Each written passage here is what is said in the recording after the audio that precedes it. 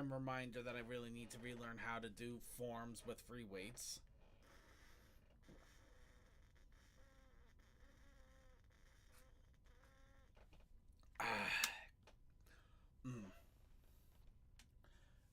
H2O. It's good for the bowl. It's good for the bones. It's also good for the soul. Good for your heart. Good for your duodenum.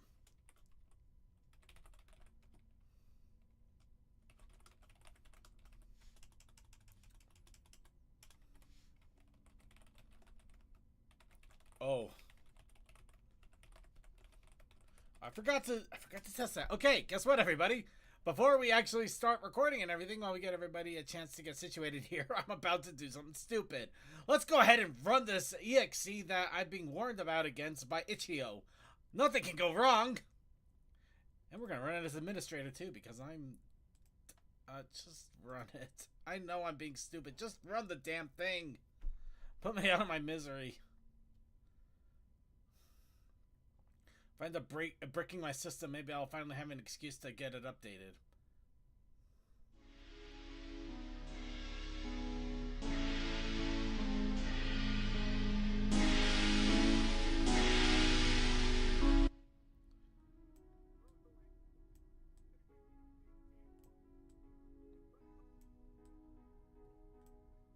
Well, everything works, and it didn't break.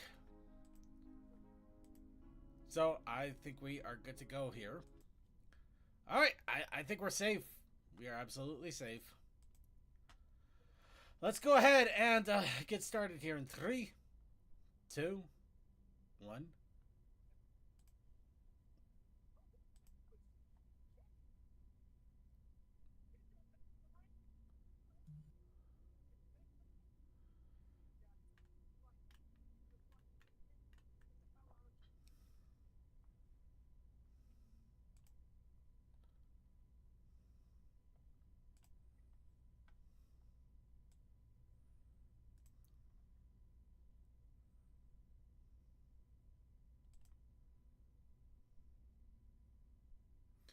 Everyone, we are gathered here today to send a fond farewell to a most glorious of holiday. The Halloween is over. The candy has been passed out, either to trick-or-treaters or to our unwitting co-workers that will now eat it for us, or else we will end up devouring an entire half a bag of random oh boys, which will inevitably destroy our diet cycle. And now we look forward to a time of relaxation, of turkeys and ham, mashed potatoes and green beans, stuffing, and for some reason olives. Just olives. They're not dipped in anything, they're not fried, they're not mixed in with sausages, it's just a bowl of olives. It's just there. It's right next to the vegetable dipper. It's like they expect you to actually dip the olives, but you never really can because, I mean, those things are a little round and they don't give you toothpicks. So you have to use your fingers, but they're slippery and they're still round. And, I mean, you used to stick your fingers in them as a kid because, I mean, your fingers could fit into those olive holes, but now you're a grown-up. Doesn't quite work that way. So you can still try to do that. You try to do the little alien thing because it's always so much fun, but you can't do that. But you still pop them in. Because olives are delicious. But they still have them there. It's kind of inexplicable. It's like the weird mystery of life. Why is there olives here? But we have olives. And we also turn up the temperature on the freezer and barricade ourselves away from most big box retailers so we don't have to hear the dulcet, aggravating, hypnotizing, and yet mind-numbing tone of a singer that seems to refuse to age, that has completely haunted us and the next holiday to come, which will not be mentioned until the day of Turkey Man has passed, because we must celebrate a time of great feasting, of gourds and gourmet, before we have to deal with the treachery that is a month-long intent to try to steal everything out of our wallets, with endless sales that aren't really sales, with flashes of green and red, which are actually delightful, but at the same time, it gets shoved into our eyes so often, it kind of loses all meaning. and we go careening down, screaming holly jolly, the holly jolly way on a sleigh that is completely uncontrolled by a rocket-propelled reindeer that is unfortunately being run by AI now. So I welcome you all to the Thanksgiving portion of the Brony Show season for this year. I am your host here to wax eloquently about random bull. I am Circuit Main. But we are also joined by a wonderful group of panelists who have been surprisingly quiet about that complete tirade. We are joined by Deathlight Productions. Hi. By Tech Stallion. Oh no! Oh boy! I don't know whether to break my diet or go out of my way to make keto Thanksgiving. Yes. Just be like me and skip it. I'm not skipping it, but I'm definitely going to be doing something completely different this year for mine. But I'll probably get into that in a little bit here. We're also joined by Toakoi. You know, it's just nice not to have to look forward to anything except Cider Fest. Okay, there is that too. I'm definitely looking forward to that. And we also have Suki from the Otaku Ascended. No, I don't know. I got nothing. And Fair yes, enough. and we're here to bring you the Brony community as the spooky month is over. Though it will always be in our hearts, mostly because of all the candy that I'm pretty sure has aged us a couple more years, and maybe the scares that have frightened us a couple more years too. Yeah, well, the more dangerous thing is that candy is going to stay in your heart for a lot longer than the scares. That's probably true. Even my Atkins candy with all the artificial sweeteners. That's worse. I'd rather have the That's real far candy. Just give me some 1930s licorice that was made with just pure sugar, please. Oh my god. That is healthier. It might be. At least it actually might be, because they might have actually not dumped it full of sugar. We're not gonna get into this. I could go forever, and half of the That's stuff. the whole thing. It is a really getting whole old. thing.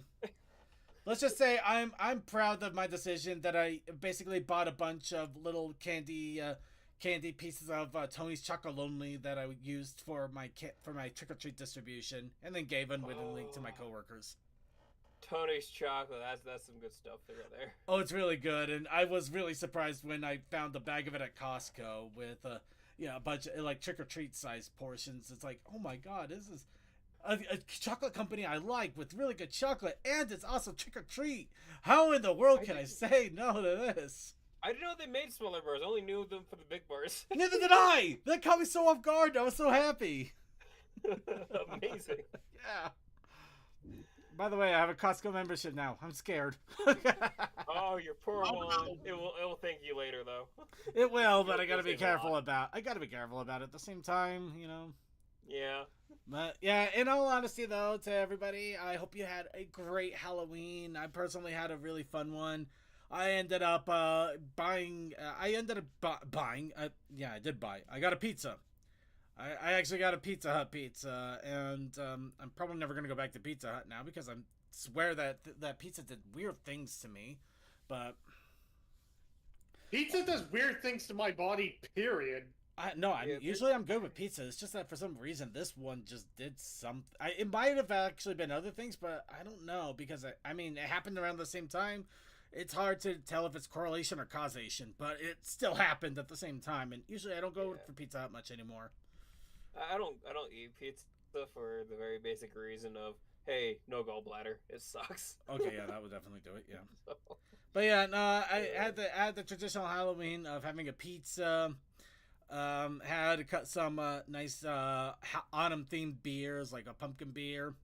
Then I ended up actually doing yoga while sticking my candy bowl outside for trick or treaters to come and take the candy if they so wish, while hoping they didn't either take it all or run away with the bowl. And luckily they didn't do either. Candy was Wow. missing, but not all of it was missing, and the bowl was still there too, so I'm happy. I think everybody's happy there. They respected it. Amazing. I know. But yeah, the Halloween time was fun. I also had I'll get into that a little bit later, but yes, we're running up here we're starting off now with well, the next part of the holidays, which is unfortunately seems to be not exactly forgotten, but kind of pushed aside as more often than not, which is kind of a shame, because I think Thanksgiving is a perfect opportunity. It gives us a chance to come down from the frights of Halloween. We get a chance to rest ourselves and get ready for what is inevitably a month of jubilation, but it's also a month where everything tries to claw out our wallets with everything they got. And, Second, Susie and I were talking about this, and we had the logical thing of why does Christmas stuff appear right before Halloween? Because people want to prep at least a month in advance for this stuff, if not two. it's not even the month before Halloween, man. It shows up in August. Again, they I want to at see least Christmas prep stuff. 2 months in advance. That is not 2 months. August is an entire season. No, I know. But have you seen some of the crazy stuff people do for Christmas? Why do trees suddenly appear when we're 100 degrees outside? No, they should not be.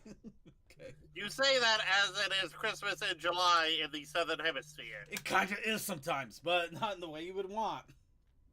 But I'm getting ahead of myself here, and yeah, I get it. Some people like to prep early, but at the same time, not everybody is buying an entire assortment of Christmas decorations 2 months prior when they usually have 3 to 4 or maybe even 8 years of Christmas decorations still in their attic, basement, or otherwise. Second, you and I both know people love chasing trends. They do? No. Wait a minute. How is How is Christmas a trend, though? Yeah. That's what I'm wondering.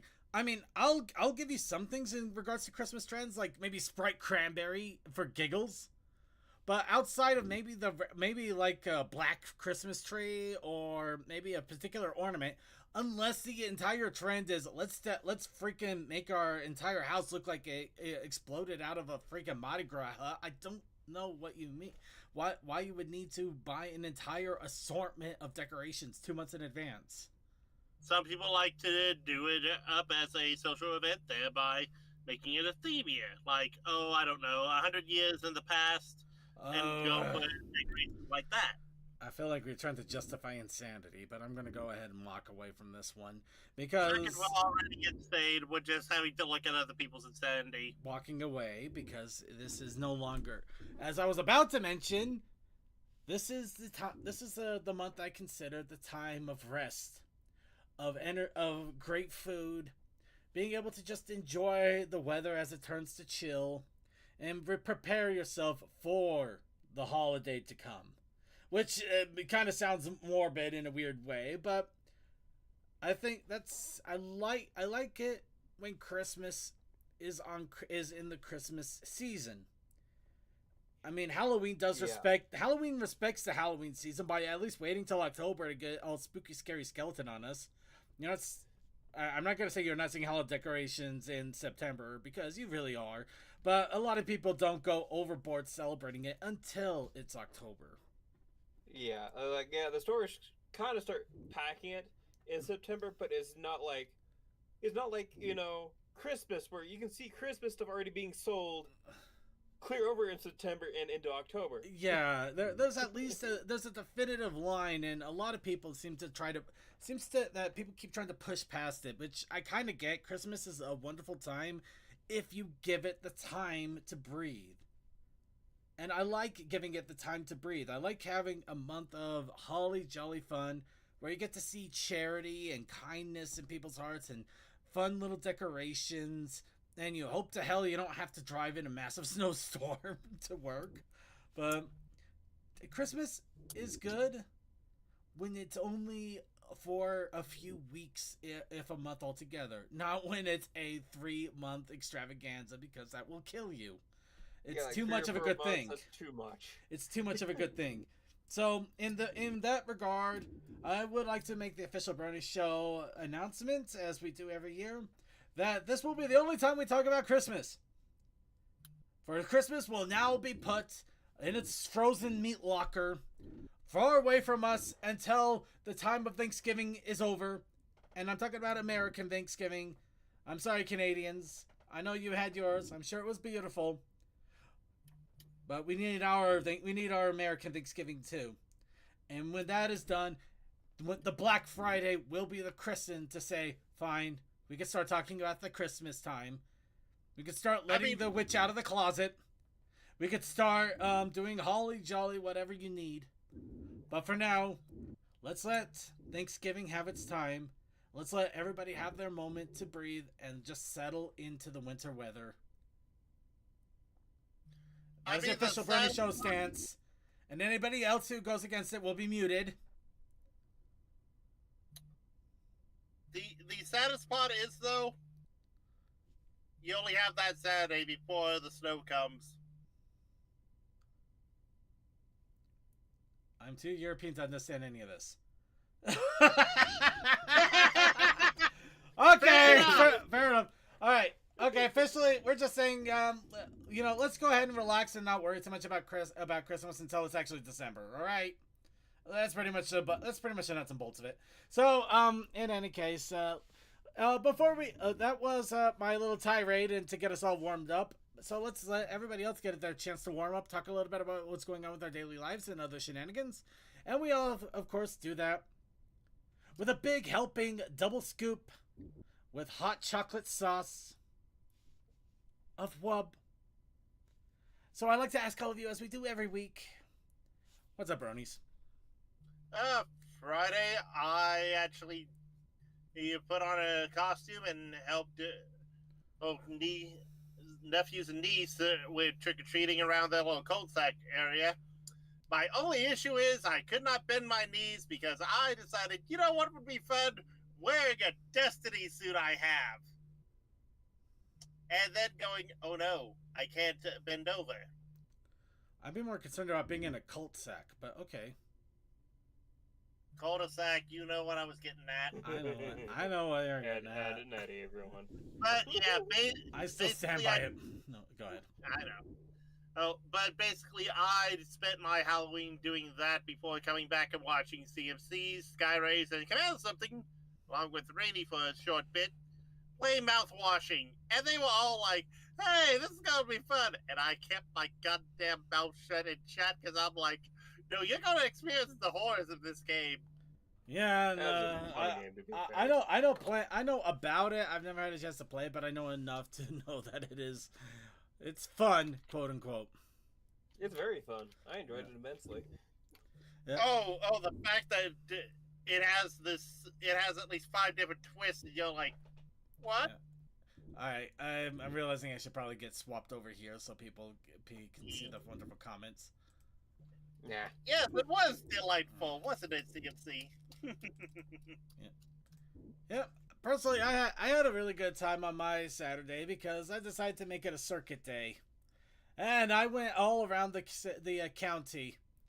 And it was great. I went to a couple of retro gaming stores. I actually picked up an import copy of Tenchi Muyo. That's basically a really great condition. So I have a Japanese Super Famicom game of an anime that got me into anime that I can't read. But I have but the box is pretty. Hey, that's like you just need a pretty box. Come on now, yeah, we all know that. But no, it is really cool.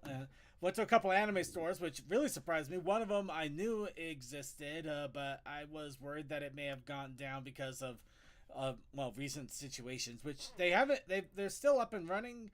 Unfortunately, their stock has been having issues because of the quote unquote situation, so that kind of sucks. Still got a Cardcaptor Sakura statuette from them, which was pretty cool. I also found out about another one that's actually been around for a couple of years, and I never knew it because they're like tucked in a corner. It's really wild. But yeah, they had some pretty cool stuff too. And better yet, while I was driving around, I saw a bookstore out of the corner of my eye. So I actually went and checked it out between stops, and it was amazing. This was like a giant mom pop bookstore location. It had shelves upon shelves upon shelves of books, all kinds: fantasy, romance, adventure, mysteries. but biographies, which were hilarious because the biographies were like tucked away in a corner. Like, yeah, these people wrote about themselves. Just ignore them. It was beautiful. It was so amazing. Oh, I mean, there was such an atmosphere in there too. It's the kind where you're like, you go in there like, I want to spend an entire day here just reading. It feels cozy and nice and calm, and oh, it was so beautiful. Oh, it was, oh, I never wanted to read more in that moment than I've wanted to since I was in probably high school when I was bored to tears in my classes and reading was actually really fun. I really need to read more, just in general, but yeah, it was. I had a great time. I had a great day of circuit on that Saturday. It was great. It was really fun. But yeah, that was kind of my wub there. Yeah, and we right now we are getting prepared for Cider Fest, which is coming up in just a few short weeks. I still got a couple of things I need to take care of homebound wise before I am ready to go, and I'm hoping everything goes well in that regard. But yeah, and I mean that in a few different ways too. But I'm not gonna get too much into that. We're here for fun. But anybody else have any other wub that they got going on with them? Well, for my Saturday, I spent 5 hours doing a bunch of plumbing. First, start off with home plumbing because we were putting in a new sink and had to go and figure out leaks and stuff like that afterwards, and of course, depressuring, repressurizing systems. Of course. And then I went outside and did hydraulic plumbing on my car because the transmission lines blew out on it. Oh, jeez, you just can't win, can you, man? Never.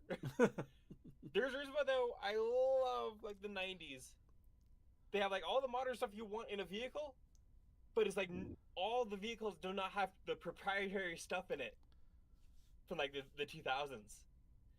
So you can go into the store and just grab some line that's like 100 psi rated, and you can go and just replace those lines. You don't need to have a special transmission line for it. That honestly sounds really awesome. I love 90s vehicles for that reason. They only suck because of all the vacuum lines.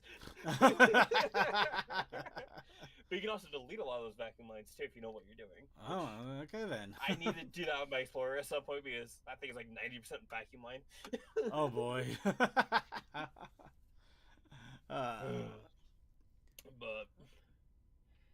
And of course, with it coming closer to winter, my constant chronic pain only gets worse because the colder I get, the more painful it is.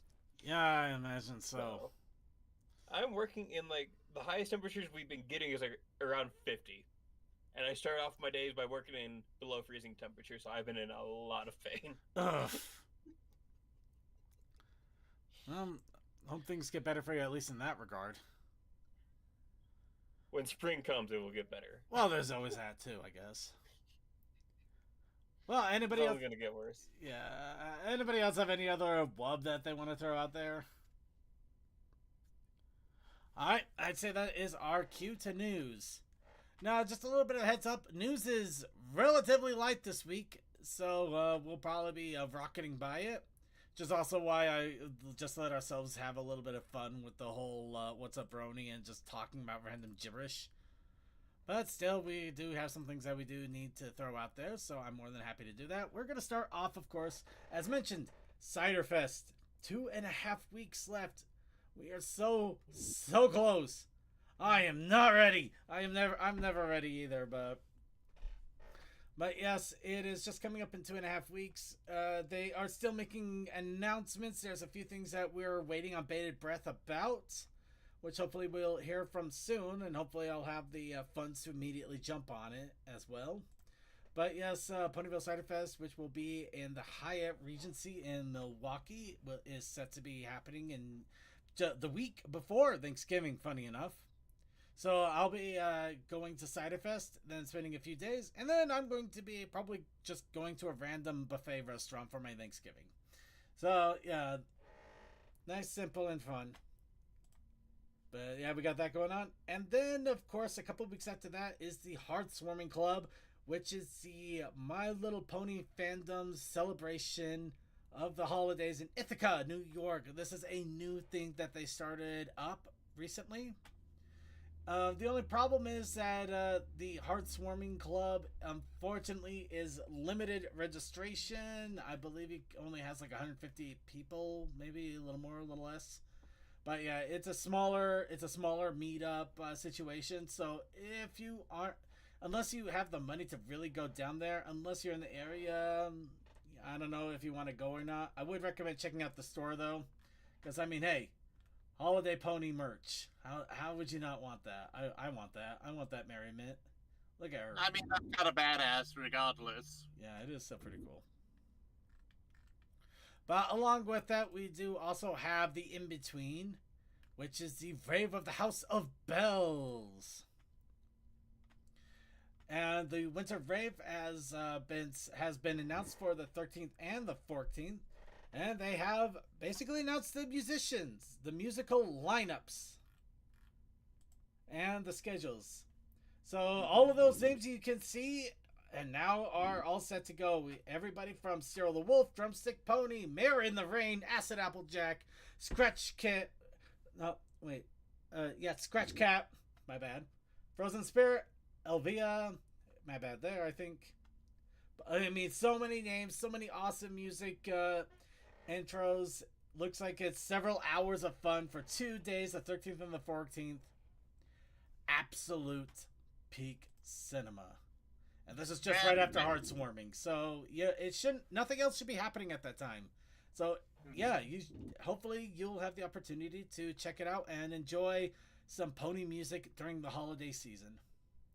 Also, I hear tell that during one of the sets, every 10 minutes or so, a different genre will be happening. Yep, except we don't know who in the world it is. So, yeah, your guess is as good as mine. You gotta listen in and find how it goes.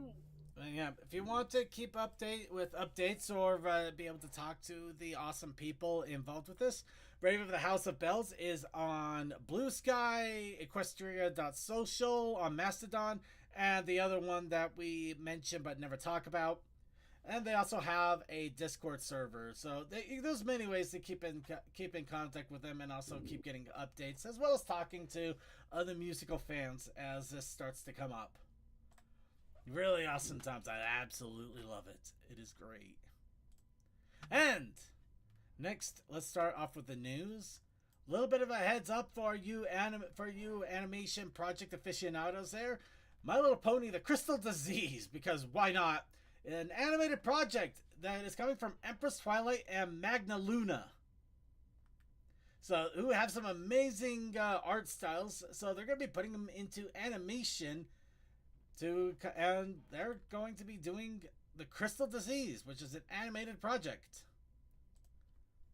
They do have a little teaser short that has already been put up at the moment.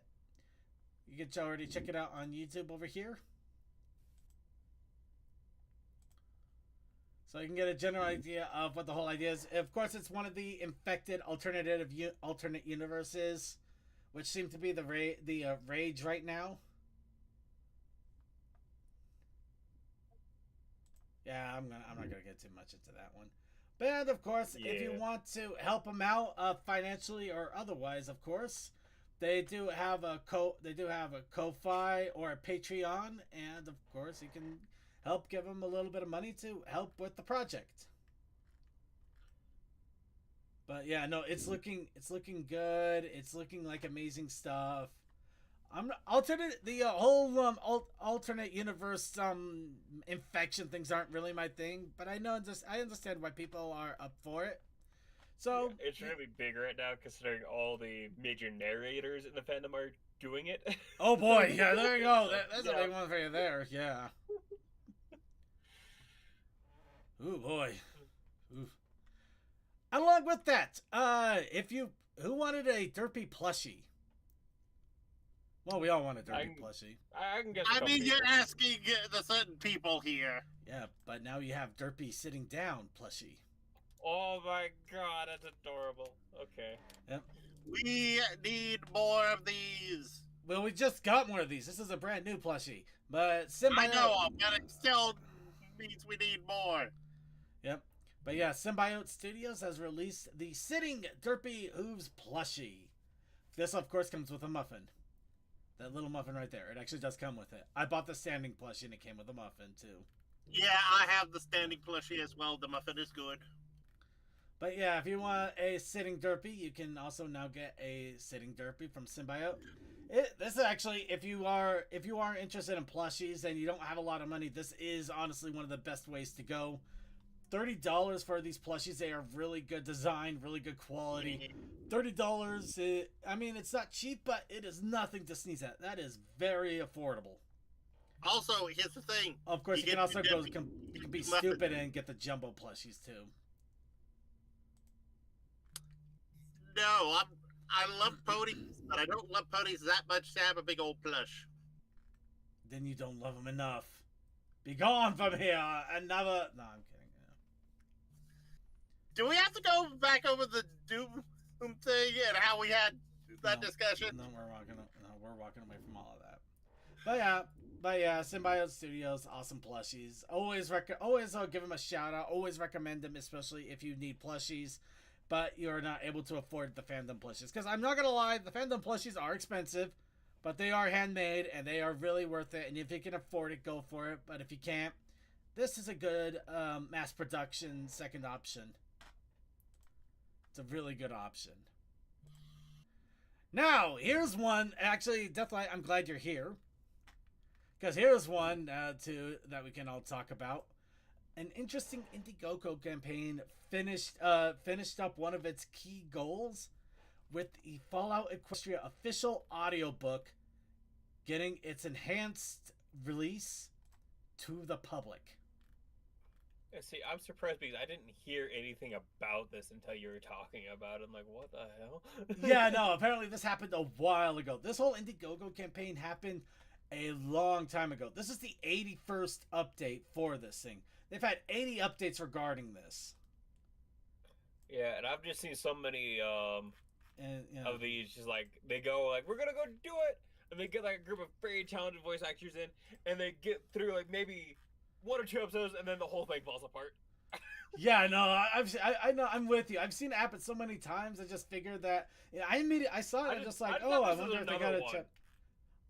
I'm just like, oh, I wonder if they just got another chapter, another 1 or 2 chapters done. I'm like, no, this is a completed project. And yeah, I'm scrolling down here. I'm to update 17, and this is a 2018 update that they had. Started. This like almost the same time I started editing Fallout Equestria stuff for other people, actually. Their first update was on January 20th of 2017. And to give you an idea, I started No, editing not Fallout July. Equestria July 20th. stuff July 20th. in 2016. In 2016, that's when I started editing Fallout Equestria stuff. So. Yeah, so yeah, you barely missed this somehow, but yeah, no, this is just amazing. They have the entire audiobook ready, available for public consumption now. They released it over to their fans and their funders, and as they promised, they also released it to everybody. And it is the Fallout Equestria Wasteland Echoes full release, all in different things, everything from MP3, high quality MP3, lossless, and they even have the legacy content. Yeah, the lossless sounds closer to what I'd be expecting from the Fallout Equestria, because 28 gigabytes sounds closer to what I would expect. Yeah. But yeah, very wild. And even better, this is the one thing I'm like, these guys were serious about this. They also uploaded it into the Internet Archive. Every chapter. Yeah, there's the long... Oh man, I can tell you like almost exactly. So that's the chapter where they gone to the pink mist. That's and the reason why I can tell you that is because look at the timestamps. Fair enough. Most of the stuff from KCAT is anywhere from like 10 to 30 minutes. when they're trying to get a bunch of stuff done in a single episode, is like, well, a single chapter is like, oh, that one goes up to an hour. And there's only a couple of them that go up past an hour, honestly. So. Yeah. But yeah, no, this is so wild, and it is just amazing how much effort they put into backing this up and making sure it's available for the future. So here we go. We actually have official, a full-on completed Fallout Equestria audiobook project. Completed and released to everybody. Now I want to see somebody try to do this Project Horizons where every chapter is about 3 hours long. Chaos Akai. No! This is the beauty. This is the amazing thing. And this is the one thing that I would still have paid him anyway. But you don't have to pay for any of this.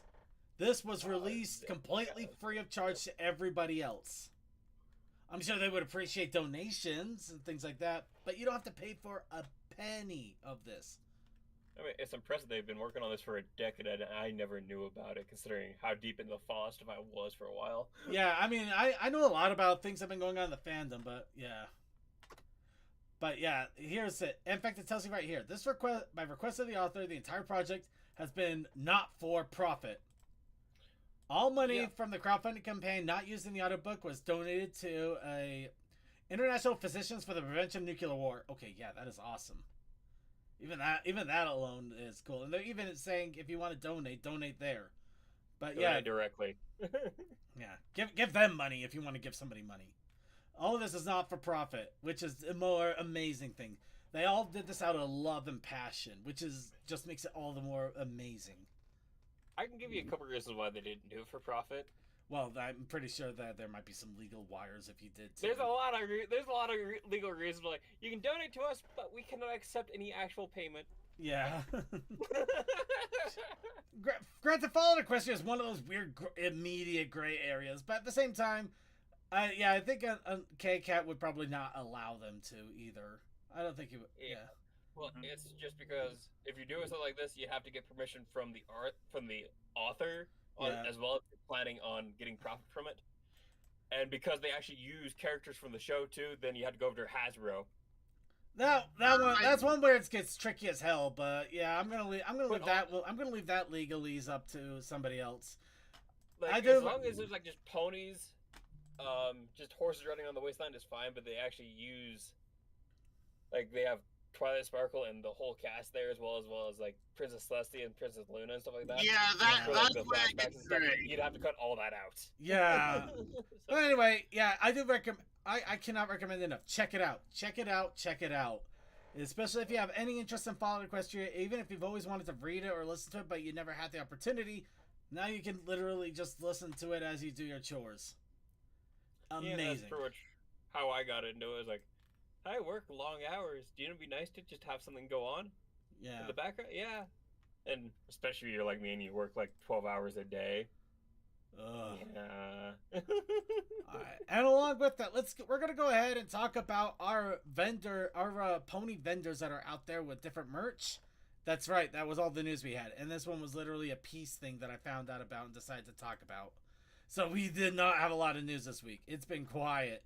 The holidays are here, and that means that people are calming down till the inevitable ramp up, which is good because now we can talk about something interesting. I don't know how I found out about this group. I really don't. But there's a group called the First Awesome Platoon. They do a lot of Facebook postings. I'm still not sure how I know about this group. I really don't know, but they do a lot of celebration about people that are in armed forces, as well as basically like firefighters and things like that. First responders would be the better First responders, yeah, a lot of first responders, a lot of military. They have a lot of a passion and love for these people. So much so that they have a massive vendor hall. They have an Etsy with a lot of different merch for this kind of stuff, including the challenge coin. They have actual bottle caps, challenge coins. Yep, Brony Rifle Association. You know, we are dealing with military people here. Oh, of course. Yeah. The Manhattan Police Department badge, the Manhattan Medical Services badge, ID tag. I think they actually had a joke one around here, like the official pony booty inspector, but I think that's on Fundraiser right now. They have a lot. They have a lot of silly ones too, but a lot of really cool stuff too. Patches, coins, pins. Yeah, a lot of. It's kind of cool. It's really cool. I know the person that started that, and it's just so funny to me because he did ask at one point to get some art with some of my characters doing that. I'm like, nah, I'm good. But yeah, I do recommend absolutely checking it out, especially if you do have a love of the first responders and of course people that they give their service over to the military, things like that. Let's see. Could I look at the Manhattan stuff since they're for? Okay, we'll do a quick look in at these. Mm-hmm. But yeah, here's the pin that they have for the Manhattan Police Department. Remember, Manhattan. This is all pony related. Manhattan. There's a difference. Yep. And we're not talking about the one in Kansas. Oh, here we go. The Philadelphia Fire Department badge right here, and also the Baltimore medical badge here. Yep. Mm-hmm. Yeah. Yeah, really, honestly, really cool stuff. I was really impressed by it. I thought it was really cool, and I could even give a thumbs up to our bronies here that are part of the armed forces, because they've done some really crazy things in the early fandom too. So we're all insane together. Remember Vegas. Yeah. Las Vegas is infamous in the. We're not gonna remember that part. We're not remembering Las Vegas. We're gonna ignore that. Instead, let's move on to the other thing. The next one we have is geeky pins and things. This is a creator that makes a lot of really fun and interesting pins, keychains, charms, mirrors, just a lot of different random things here. One thing I love the horoscope pins that they come out with. Have different ponies as horoscopes. God help you if you wanted to collect all of these though. Oh, got a couple $100 on you. You would need a couple $100. They're 25 each, and there's 12. Yeah. And that's if they still have all of them in stock. But yeah, they also got cassette tapes. Awesome. Actually, I remember seeing this light stick over at Everfree. It was really cool. I thought about buying one, but I ran out of money. Twice. Let's see. Best non-main pony necklaces, carousel pins. Oh, this is one thing I remember them by. Awesome bomber jacket. Oh, that is awesome. Actually, I funded into the crowdfunder for this. Unfortunately, it was kind of a messed up one. When I told them about it, though, they were awesome enough to send me a new one, which I still have in plastic wrap, and I haven't opened it yet because I'm very paranoid about that one breaking too. But it is really cool. Ripped down the spine, or was it a sleeve? Neither of those. The image was actually flaking off. Oh. But yeah, I've gotten a lot of merch from them. Some of the pins, I'm pretty sure I got one of these keychain bottle openers. Definitely the bomber jacket. But then they also do some other random things too, like anime, cosplaying, beans. Some VTubers I see. Yeah. It's kind of a combination joke of anime and familiar shows. Oh my God! Promise Neverland with the Rugrats. Remember, there's only season 1 of Promise Neverland. Yeah, it's too bad they never made a second season. It wasn't popular enough, which is a real shame. It didn't catch on. Yeah, what can you do? Well, it could have been worse. It could have been One Punch Man season 3. Oh, dear. I mean, it's just like, Aliens. It's the perfect trilogy. Yeah, perfect trilogy. Never want to see it. Yeah. They knew when to stop there. I'm so glad they only made 3 Aliens movies. Yeah. Anyway, yeah, be sure to check out Geeky Pins and Things. All right, here's a kind of an interesting fun one because Hawaiian Horse. I've Wow. seen their stuff in vendor halls. I think they have some really awesome stuff. I think I've gotten a couple commissions. I wanted to show off their stuff, but it's not available right now because I think my timing here was really bad. I think they're actually they're trying to transition over to their own storefront. Oh, good for them. Oh, absolutely good for them, but they're still having some difficulty getting things set up. So at the moment, I literally have nothing I can show you other than they do have a Ko-Fi where you can get buy into commissions and shop and check out their shop with an adopt, just a single little adopt there. Shop and adopt today. But yeah, I do recommend keeping an eye on them in general because hopefully they will be popping up their vendor hall here soon, their own little merch hall to go to check things out. I am going to keep my eye out on them. I just this was kind of an unfortunate situation where my timing was just bad. They love drawing hair. How can you tell? Look how fluffy their character is. Oh, I think I got somebody who's even more interested in drawing hair, among other things. And now for the slightly saucier side of the fandom, I just caused that to evaporate somehow. Where did you go? There you You are. send it to the moon. I kind of did. I really need to get a new mouse. This thing is terrible. Inky Studios. I wanted to give them a special shout out because they're the reason I drove myself crazy all of October. Because they made an entire Ponytober prompt list that I was going through for all of October. But yeah, Inky Studios, they do a lot of great art. They have some great pins and sketchbook ideas, but they're also known for more anthro-ish art, which can get a little sultry at times. Granted, none of it is going to be in the adult hall. I'm going to say that right now. You say that. It Well, edges. no, you see, It gets it's under close. the table. If you ask, just go over. If you know they got if you know they got the adult stuff, ask for the under the table options. Okay, nothing on their Etsy is the under the table stuff. Okay. Yeah. I don't know, that Ida is looking kind of like that. But yeah, no, they do got some really amazing art though, and like I said, it is a little bit more on the sultry side of things, but it is still stuff that can be shown in public. You're gonna get some eyebrows, but you're not gonna get in like any kind of crazy trouble, That is a crazy looking bacon hair. right? Yeah, no, they have an amazing design. I absolutely love their artwork. They actually used to have pony cards and other fun things like that, but not so much anymore. But yeah, they still got some really cool things. Awesome, really worth a check out. Really, really, really do check them out. Look at their stuff. They're usually at a lot of pony conventions too. So if you can't get to a pony convention, be sure to check out their booths. But yeah, no, they got some really cool stuff here too.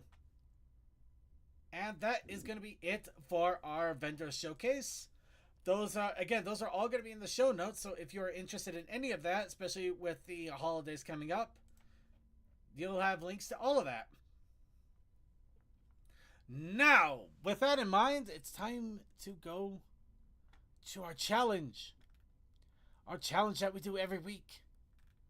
It's a challenge that we do weekly. And we call it our challenge of the week. How weak are you for this challenge? Oh, I'm very weak. Because the challenge for this week, of course, by wonderful random wheel that I swear is just trolling us at this point, was falling asleep on the couch watching Football Bowl. Papa!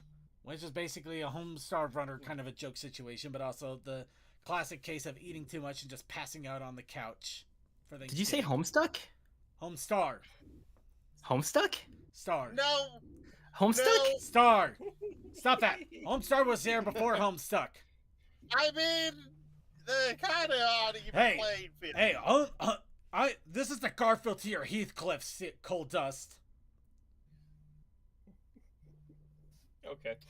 I mean, That is kinda second, funny. if I had a nickel every time a 2000s thing started with Homestuck, Star. I would have 2 nickels. But anyway, we also had the Protest Initiative challenge with this. Yes, the protest initiative challenge this week was a protest initiative challenge, which was hey Circuit, how has your day been? Like, I've been feeling a little reddish, but oh, you know, I've been I mean, talking. Jay, I've been feeling like I've been feeling like I've been arting till I was blue in the face. But you know, I'm kind of I'm feeling a little bit more in the pink now. oh, okay, interesting. That does remind me. I've been reading Homestuck, you see, and one of the things that is a recurring or a bit of a theme that appears at like 2,000-ish pages in or so, maybe it's three. I don't know. I've lost track. Is like Troll's blood color like has like meaning and stuff. Or not really meaning, but it's got like class significance in for the trolls. And like, oh yeah, the protest initiative challenge was open door. No. Try again. So Karkat is like really defensive about his blood color, right? So he keeps it secret because he's like got like the lowest, like what was seen as like the lowest quality of the blood color whatever thing, and I can't find it. Where is it? Fuck. It's not there. It's in the Yeah, show it's notes. not It didn't get posted in announcements, so I literally had to go through my old show notes to find out what it was too. Also, What the hell was it? I forgot. okay, it's so hard, but we've already done Roy. We come got. on. No, don't we worry, got don't worry. Pete. Don't worry, I'm sure he'll figure it out, and I'll be tickled pink when he does figure it out. I mean, he's gonna be looking till he's blue in the face, but I'm purplely sure that he is going to figure it out at some point. Cole, Of what course, is I the hope it color doesn't. I between hope it red doesn't and end up yellow? leading. I hope it doesn't end up leading to violet. Oh, Because I it's got it. very The violent. protest initiative challenge this week was Between red and yellow, what is there in Roy? Green. Roy? wait a minute. No. That's not a I- creative color. Come on, try again. I had to think about that for a second. I'm not gonna lie. Cole, Blue? well, in Roy G. Biv, what is between R and Y? What the Roy. fuck is that? Roy G. Biv. He was an antagonist of Sam and Max season 1 from Telltale Games. The Oh, color okay. of the rainbow. Red, orange, yellow. He also had the green. name Hugh Bliss. Hey, remember Yeah. that fruit that's really annoying? Oh, orange. There Ding! you go. You got it! You freaking got it! Yes, it was the color orange. All right, I tried not to and get political with it. It was hard. I had to dig deep. No, I know. oh yeah, no. Oh, jeez, I didn't even think of that context. I was thinking of the annoying orange. I blissfully forgot about the other orange for just a minute. Technically, No, that you one. forgot that- about the IRL annoying one. Technically, that they're all annoying, but we're gonna leave that alone. We're not getting into that. Instead, how about we take a look at this wonderful piece of art, which I realized kind of feels like a knockoff of The Simpsons somehow. It's Oh, I get it. I get it now, Circuit. I see where you're coming from. I got you. I see. All right. It's a Simpsons couch gag, except for the Simpsons have become the couch and you are sleeping on it, and that is how you tied into Halloween.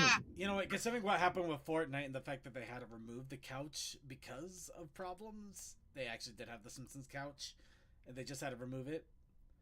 You may not be as far off as you might think, Wait, why did they have to remove it? because it made you invincible if you ended up almost dying on it. It was really interesting. That is a fun Oh, exploit.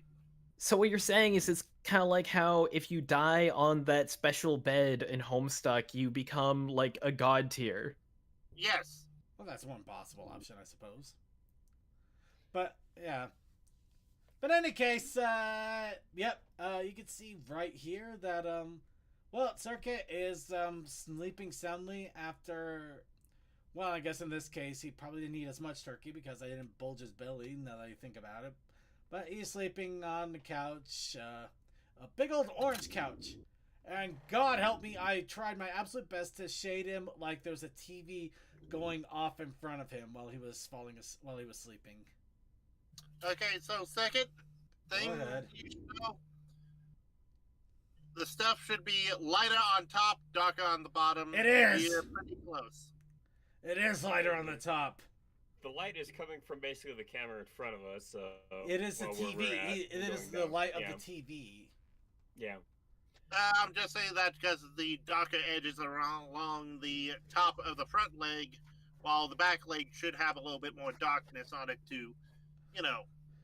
Right, it does have a little bit more darkness on it. That's why it's a lot darker shaded, because it's further back on the couch as opposed to the front leg, which is a little bit lighter.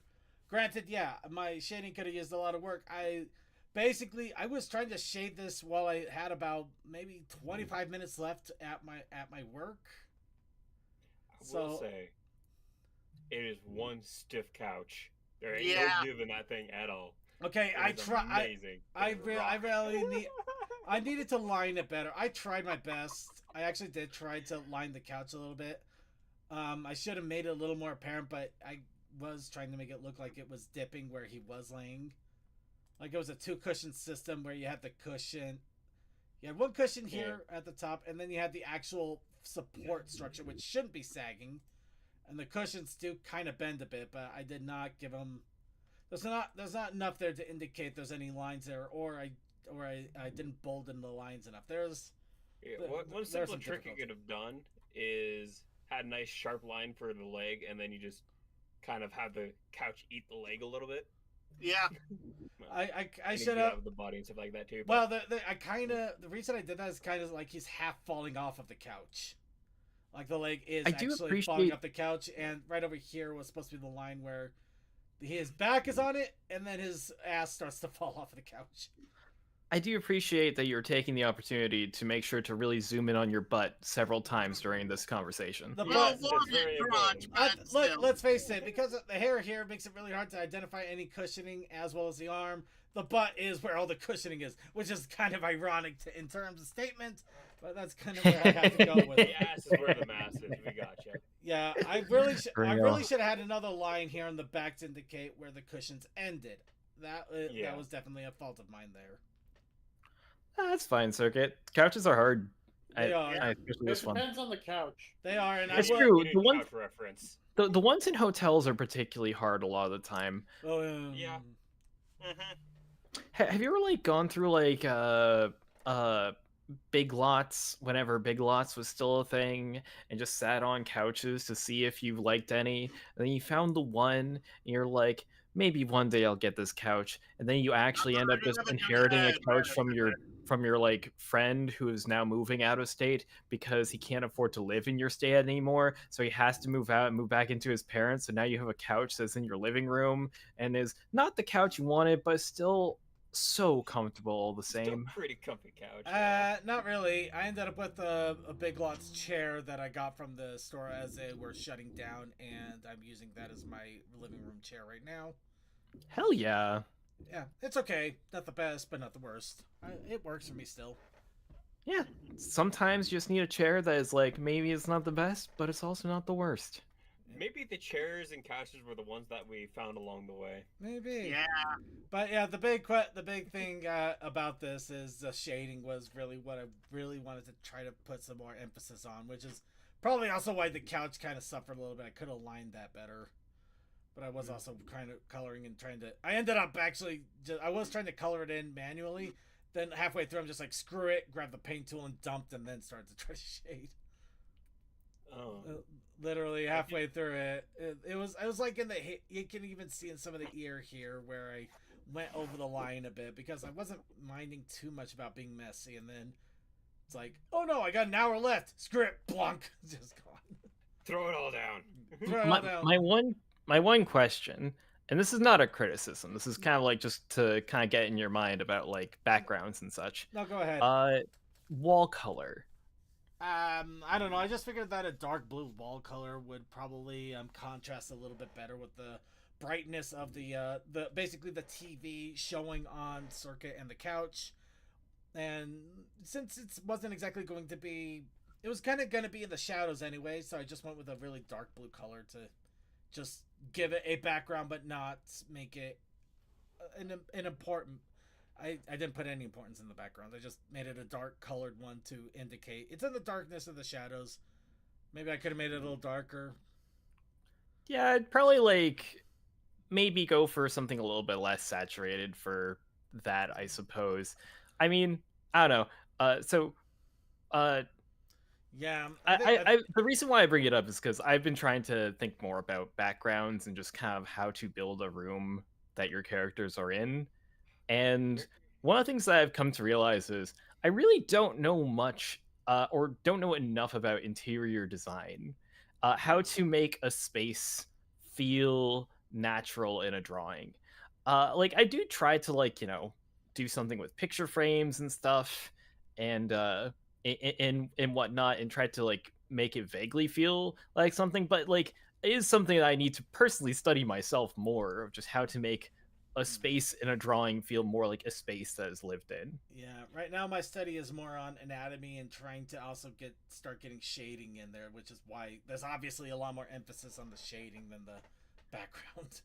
And the, Now, one the thing that- anatomy too. I mean, the anatomy. I can't tell you how much I worked on at least the shoulder area, which I'm a little bit proud of. I'm a little bit proud of it because it actually does feel better. Oh no, your structure is on point, my brother. Cool. I will say, so one thing that I once heard, well, like listening to, I remember at one point I was listening to a panel of the comic artists and stuff, and particularly the colorist, can't remember her name right now. Something, I think it's something Breckle. Mhm. Gosh, it's gonna haunt me now. To those viewing at home who The know the ideological person. people. To those viewing at home who know who I'm talking about and are disappointed in me forgetting their name, uh, that's real. I'm sorry. Anyways, one thing that stuck with me in the topic of shading, is uh, whatever you make your light be. So like, say if it's a light from a incandescent light or a TV screen or whatever, if it's a blue light, you want your shadows to be warmer, and if it is like say a warm light, like say from the sun or from a lamp or something warm, you want your shadows to be colder. And that is something that stuck with me, that like after trying to practice it, it actually works really really well. So instead of going for trying to shade and making it just kind of playing with the darkness and lightness, if you play with the warmth and the coldness of the light versus the shade, it can really add more to your shading, like a lot. Yeah, might be a Yeah, little bit like- more. It's definitely something I'm gonna have to look at, but it might be a little more difficult since I basically only got trained in use multiplying screen with the same color. So yeah, Like, that was a lot of the art I get, like depending on my character, like especially with actually light my character, because it has such an unnatural color. We use a lot of warm shading for him instead of like cold shading. Yeah, that works. So Hmm. yeah, because I will. blue fire, very unnatural looking. Well, that was interesting. Real. Is interesting right now. Got a Twitch chatter that is basically immediately going on the warpath about Sparity shippers. Okay. I I mean, Cool. we didn't even bring that up.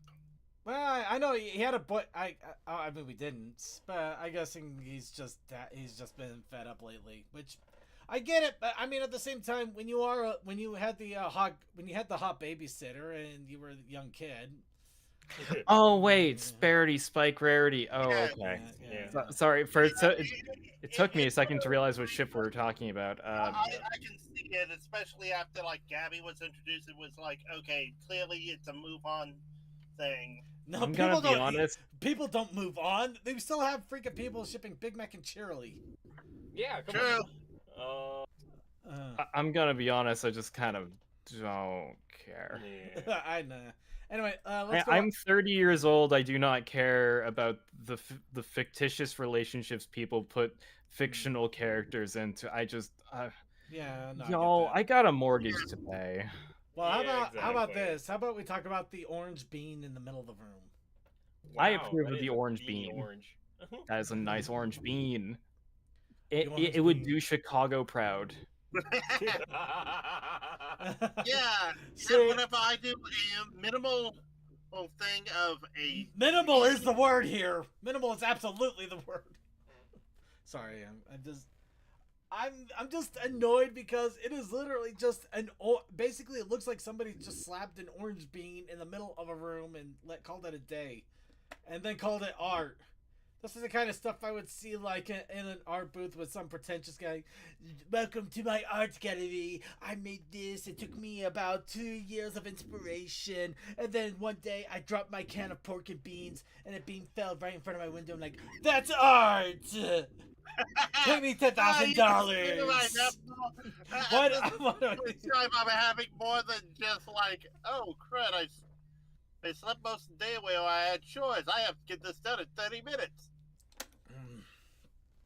I will say if I was ever in an art booth and there was an artist who was like actually there and present, and then like they had this like really abstract painting that was like really bizarre and they're willing to talk to me about it, I would actually really appreciate that because I just love to listen to people who create stuff. Oh no, but that's just me. No, I mean, there's a difference between an abstract painting where you actually have to question and wonder about it. This just, I'm sorry, Toa, but even for you, this feels lazy. And that's what I'm disappointed about. I like it. Well, hang on. Let's take a look at the room colors, though. We got a nice warm brown wall color here that we got going on. That's pretty all right. That's pretty okay. I like that. Look at the carpet here, and we got like kind of a nice dark. It kind of reminds me of a bit of that 1980s vibe, you know, back in the days when everything was like all wood walls, you know, when we were in that shag. yeah. Well, With like with the dark gray carpet going on, it's like, you know, it feels like you know, have you ever walked into an apartment that hasn't really been updated in like 20 years, not but it's really. like the place you could like afford Not just really. barely? No, every single apartment I've been to, if it has been updated in 20 years, I usually slather on like the 15th coat of paint. I mean, Okay, the paint fair. is literally so stupidly thick and white. It's actually noxious. But I get your point. I get your gist. I get your point. It is very, it does feel kind of 1980s, both the colliding effects of the 1980s, if you will, where you have the warm wood colors, like those earthy colors that are like, you know, that were very popular like towards the end of the 1970s going to the 1980s when everything was like wood grain whatever, combined with the bright flashy colors of MTV, and that is the couch. Well, here's my situation with all of this. Yes. Now the thing is, if you take it separate, right now we know that this is supposed to be a back shot of this. I didn't actually copy the thing. I just went with, you know what? No, I'm going to actually show the TV. Yes, Yeah. you decide to show it, but here's the thing: is we have no idea if this without this as context, we don't know what this is. The couch isn't the same shape. There's no indication where Circuit is in this couch, if he's in this couch. It's literally just an orange bean in front of what looks like a window, but it's actually a TV screen. I didn't realize that, but it also tells me plenty there. It just out when it's separated from this. When it's separated, it could be considered as maybe a conversation piece, like it invokes the '80s, but it's supposed to be a complementary piece to this, which makes it curious because you don't know it's a complementary piece. Now, Circuit, I would like to raise to you that Okay. this piece of art has created so much meaningful discussion, and is that not what art is meant to do? Sometimes. No, it's supposed to make sense. Damn it! No, okay, fine. We'll move on. I got it. But in either case, Toa, I do thank you for your efforts. I don't know. Even a flick of hair off of the corner would have done something for me. Well, I had thought about doing more because I originally had the orange cows on a separate layer, but then I went, you know what? Let's just do a mood piece here rather than just as full on compliment you, because this could be. Oh, this is a Yeah, mood piece, though, right? It's putting me in a mood. No, I'm kidding. I'm sorry. I'm surprised you But you didn't know put what a I mean. football in the TV. Yeah. Anyway, actually, it'd been funnier if it was actually like those 3 a.m. infomercials where you just have the like that we have song jams from the 70s. Oh, goodbye to forever. I know what you're going Buy on this about 50 these 50 albums on 2 CDs. Just oh my god. I did Tell get us. 2 things of our commission, but they're kind of on the interesting side, so I think I'll just send them over to you, Circuit, and see if you want to share them or not. Fair enough. While we do that though, we did get this from Rainy. The Cute. awesome little bit of art here, and I'm gonna guess that this was kind of a knock on Terraria for them. Yeah, that's Oh, what the guy. right. Yeah, the flying eyeball, the The eye flyball, in the sky. flying eye in the sky, running away. I must run away. But Rainy also shared this with the Ponies Online crew, and the college chair Alex was like, "Oh, are we doing Solar Punk?" Okay, and Rainy was like, "Huh?" Because they used the quote, "We stole the sun to fight against the gods that abandoned us." Oh, that's one way to do it. All right, okay, so definitely did throw a couple of my. Oh my god, I could see why one of them is questionable. This one, not so much. She wearing a lot of clothes, but at the same time, it's not really hiding anything. No, that's Yes, what I'm hiding that. It is and it isn't at the same time. Except, oh my god, it feels like somebody has a skin disease or something, because I know this is supposed to be like veins of fire and stuff, but it just feels like, oh my god, you got circulation issues, lady. You Well, get you know, infected it's with like- the it's just virus. Standard old You need to- fight with all his skin cracking. And You it's need not to get funny some movie. sun. No. Got too much sun. Starting to crack. Yeah, okay. The other one, though, I'll go ahead and show it off a bit, but I am going to warn right now. There's nothing bad. Well, nothing. There's a lot of teeth. There's a lot of smiling. There's a lot of tongues. I can imagine this might trip up some phobias of people. Yeah. Hold on. A lot of Safety teeth and a lot of tongue? Hang Yeah. on. Not in the way you're thinking. For safety sakes, Let me creature put it not- this way. This feels like among the line of Cthulhian accurate, not biblically accurate. Cthulhian accurate. Well, it's Again, a nice not song. sappy. It's Eldridge. It's fine. Yeah, okay. Just if you have a fear of a lot of mouths and a lot of teeth, maybe look away for a little bit here. We're only gonna have this up for maybe a minute or two, but because it is still a piece of art that was given. Oh, that's really cool, actually. Oh, that is Yeah. beautiful.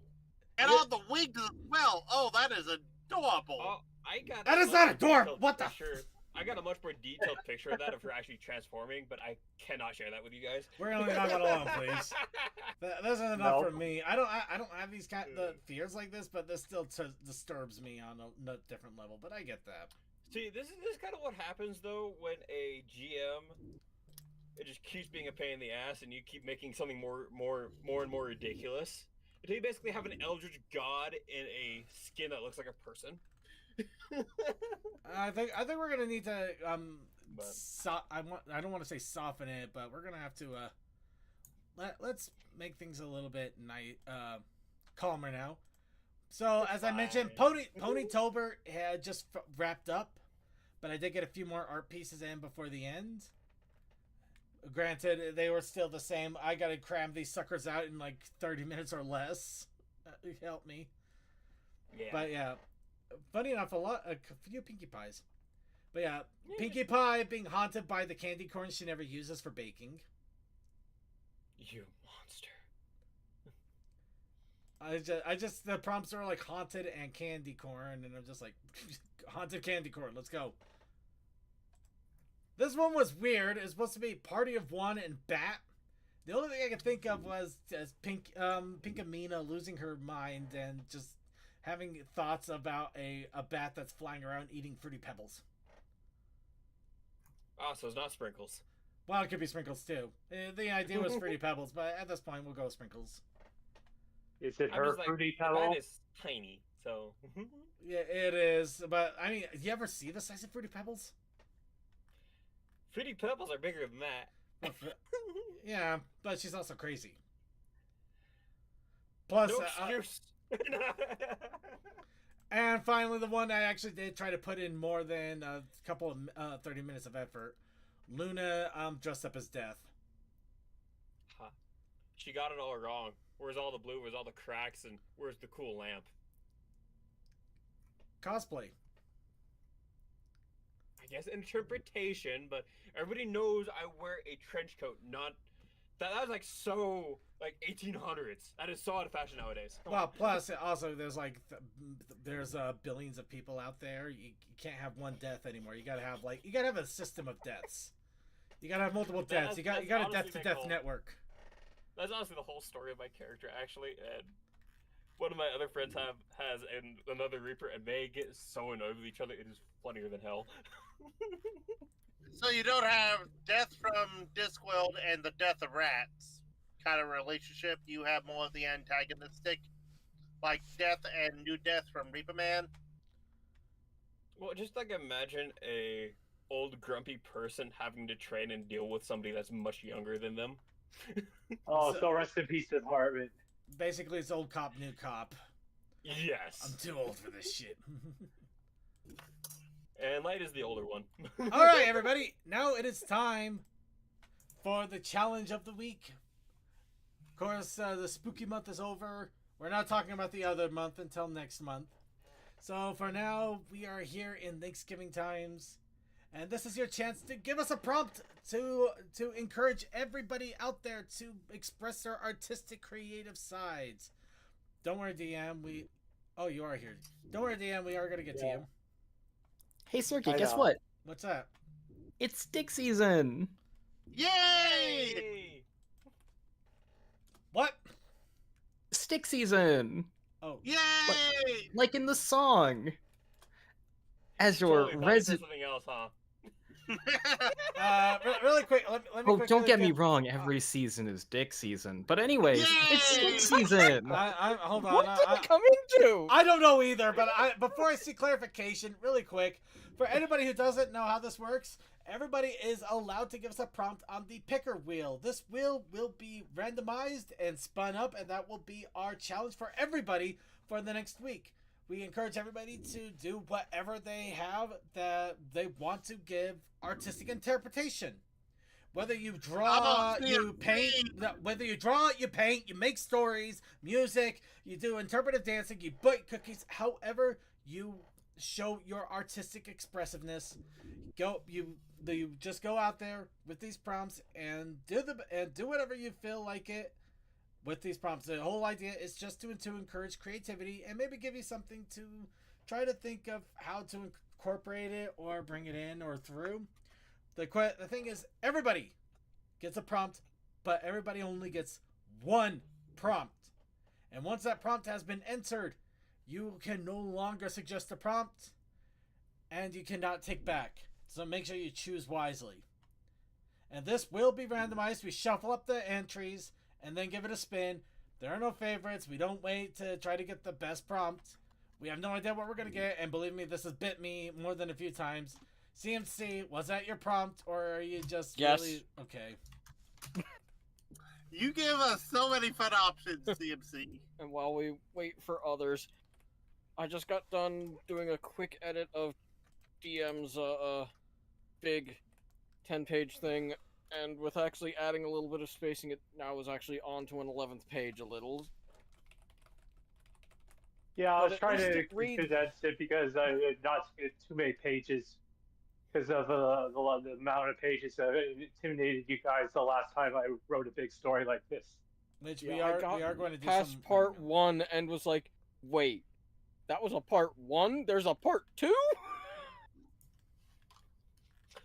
Virtual goes to Equestria.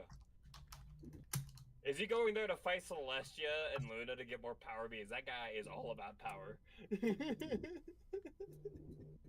I have one. Yes. It was going to be just a weather one, but this talk about not having Christmas, I figured I'd get Thanksgiving one in there. Give me the bird. I would, but these are all vegetarians. All these people are vegetarian. Now, give me the bird. We can't. This is a kids show. Kesekai, sorry, I know I misspelled yours. I couldn't resist. Don't worry. If yours gets chosen, I will put in the proper spelling one. I honestly couldn't resist. It'd be even funny if you forget to do that. I am definitely not. Kesekai would not let me forget to. I know you meant Virgil from Devil May Cry. I know you did. I promise. This was absolutely just a joke because my brain decided to run with it. I'm sorry. Really am. Error. Unknown command. Barry. Yeah, you can't mention the chat relay from the IRC. It thinks you're sending it a command. Yeah. Oh, is mine? I just said mine. I think it went over everyone's heads. Yeah. Sorry. I'm used to everybody posting in there, so I usually don't get that. What is yours? Yeah, I'm not in Twitch. Yeah, this time. So. Yeah. Go for Give it. me the bird. Give me the bird. Give me. Oh, literally is give me the bird. Okay. Yeah, give me the bird. I would love to, but I can't. I would, but all these people are vegetarians.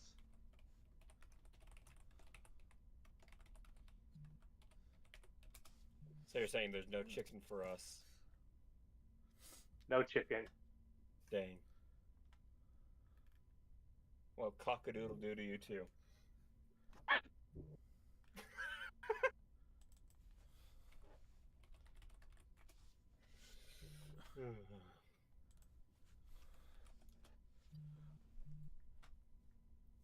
All right, we're giving everybody a bit of a chance to get their prompts in if they haven't had a chance yet, because we love you all and we want you all to have an equal opportunity. I literally cannot believe that nobody has made a meme of that freaking Animaniac skit. Which one? Which? Now, give me the bird. We can't. This is a kids show. I thought the line was as we would, but the censors won't allow it. No, the Fox Yes, says is that's the line. No, I thought that was a different thing. I thought that was a different one too. It could be. It could be. There was a lot of jokes like that. The old show had the turkey thing where they are not a Native American, but with feathers in there on top, where the hunter says, "Give me the bird." We love to, really, but the Fox censors won't allow it. I remember one of my favorite lines from the Animaniacs was when they were like, in what was it, that cathedral, and I think the line was, "Do you want us innocent children to climb up on dangerous scaffolding?" You are right. You are right. It is the Fox censors wouldn't allow it. I'm guessing the dot is we can't. This is a kids show with something else. Yeah. But I do apologize. You're right. You're absolutely right. Yeah, I just know that the Prince gag just is a no. Yeah. I don't think so. I don't think so. But there was like one point where like they were at this cathedral and they were like, "Do you want us innocent children to climb up on dangerous scaffolding and paint a bunch of naked people all over our church? We'll do it!" All right, we're gonna go ahead. We're not going to do this that because we love drawing naked people. All right, yes. Shuffle, and spin. Let's get into this. Oh no! Why? Why are you people testing my abilities? I don't get that. What was it? One-winged angel. Sephiroth's Equestrian Vacation. Oh. Oh, I'm not on the right. Well, you know, after killing somebody, you just have to go take a break. You know, how it goes. After destroying a fandom and making them very upset with you. I'll let them cook. But we do have the Protest Initiative Challenge just to make this even worse. The Protest Initiative Challenge this week is abstract. Sephiroth's extract equestrian vacation. Okay. Yep. Abstract. That is what it is. Oh dear God, we could have a Ditto Seconds crossover. Whereas I'm just thinking. I was thinking of the abstract an in the wing. abstract art style. Yeah. Yeah, like painting Pony's blood in all the walls. Well, no, you just make it all brick. Make it into a Minecraft picture. It's fine. All right, so yep, Sephiroth, Sequestering Vacation. If you don't know who Sephiroth is, how? But I mean, hey, some people might not have played Kingdom Hearts.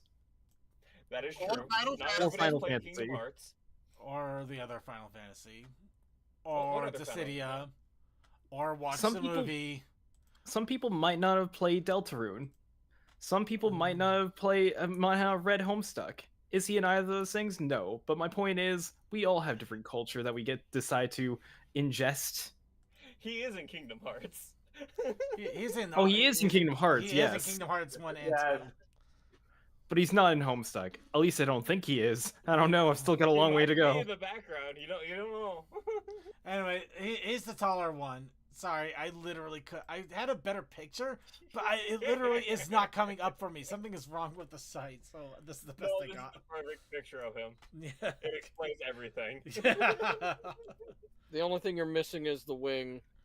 Well, yeah, that's what the other picture had that I was trying He to doesn't show. have the it. wing all the time. Yeah. But yeah, Sephiroth, he's a silver-haired, apparently husbando for many people. Why are so many serial killers hot? Look, they can get away with it. That's the issue. I'm just, I don't know anymore. I don't know. Let's move on. I don't know anymore. We're gonna go ahead and move on. Actually, What is he holding? a cup of noodle Looks soup. It looks like ramen.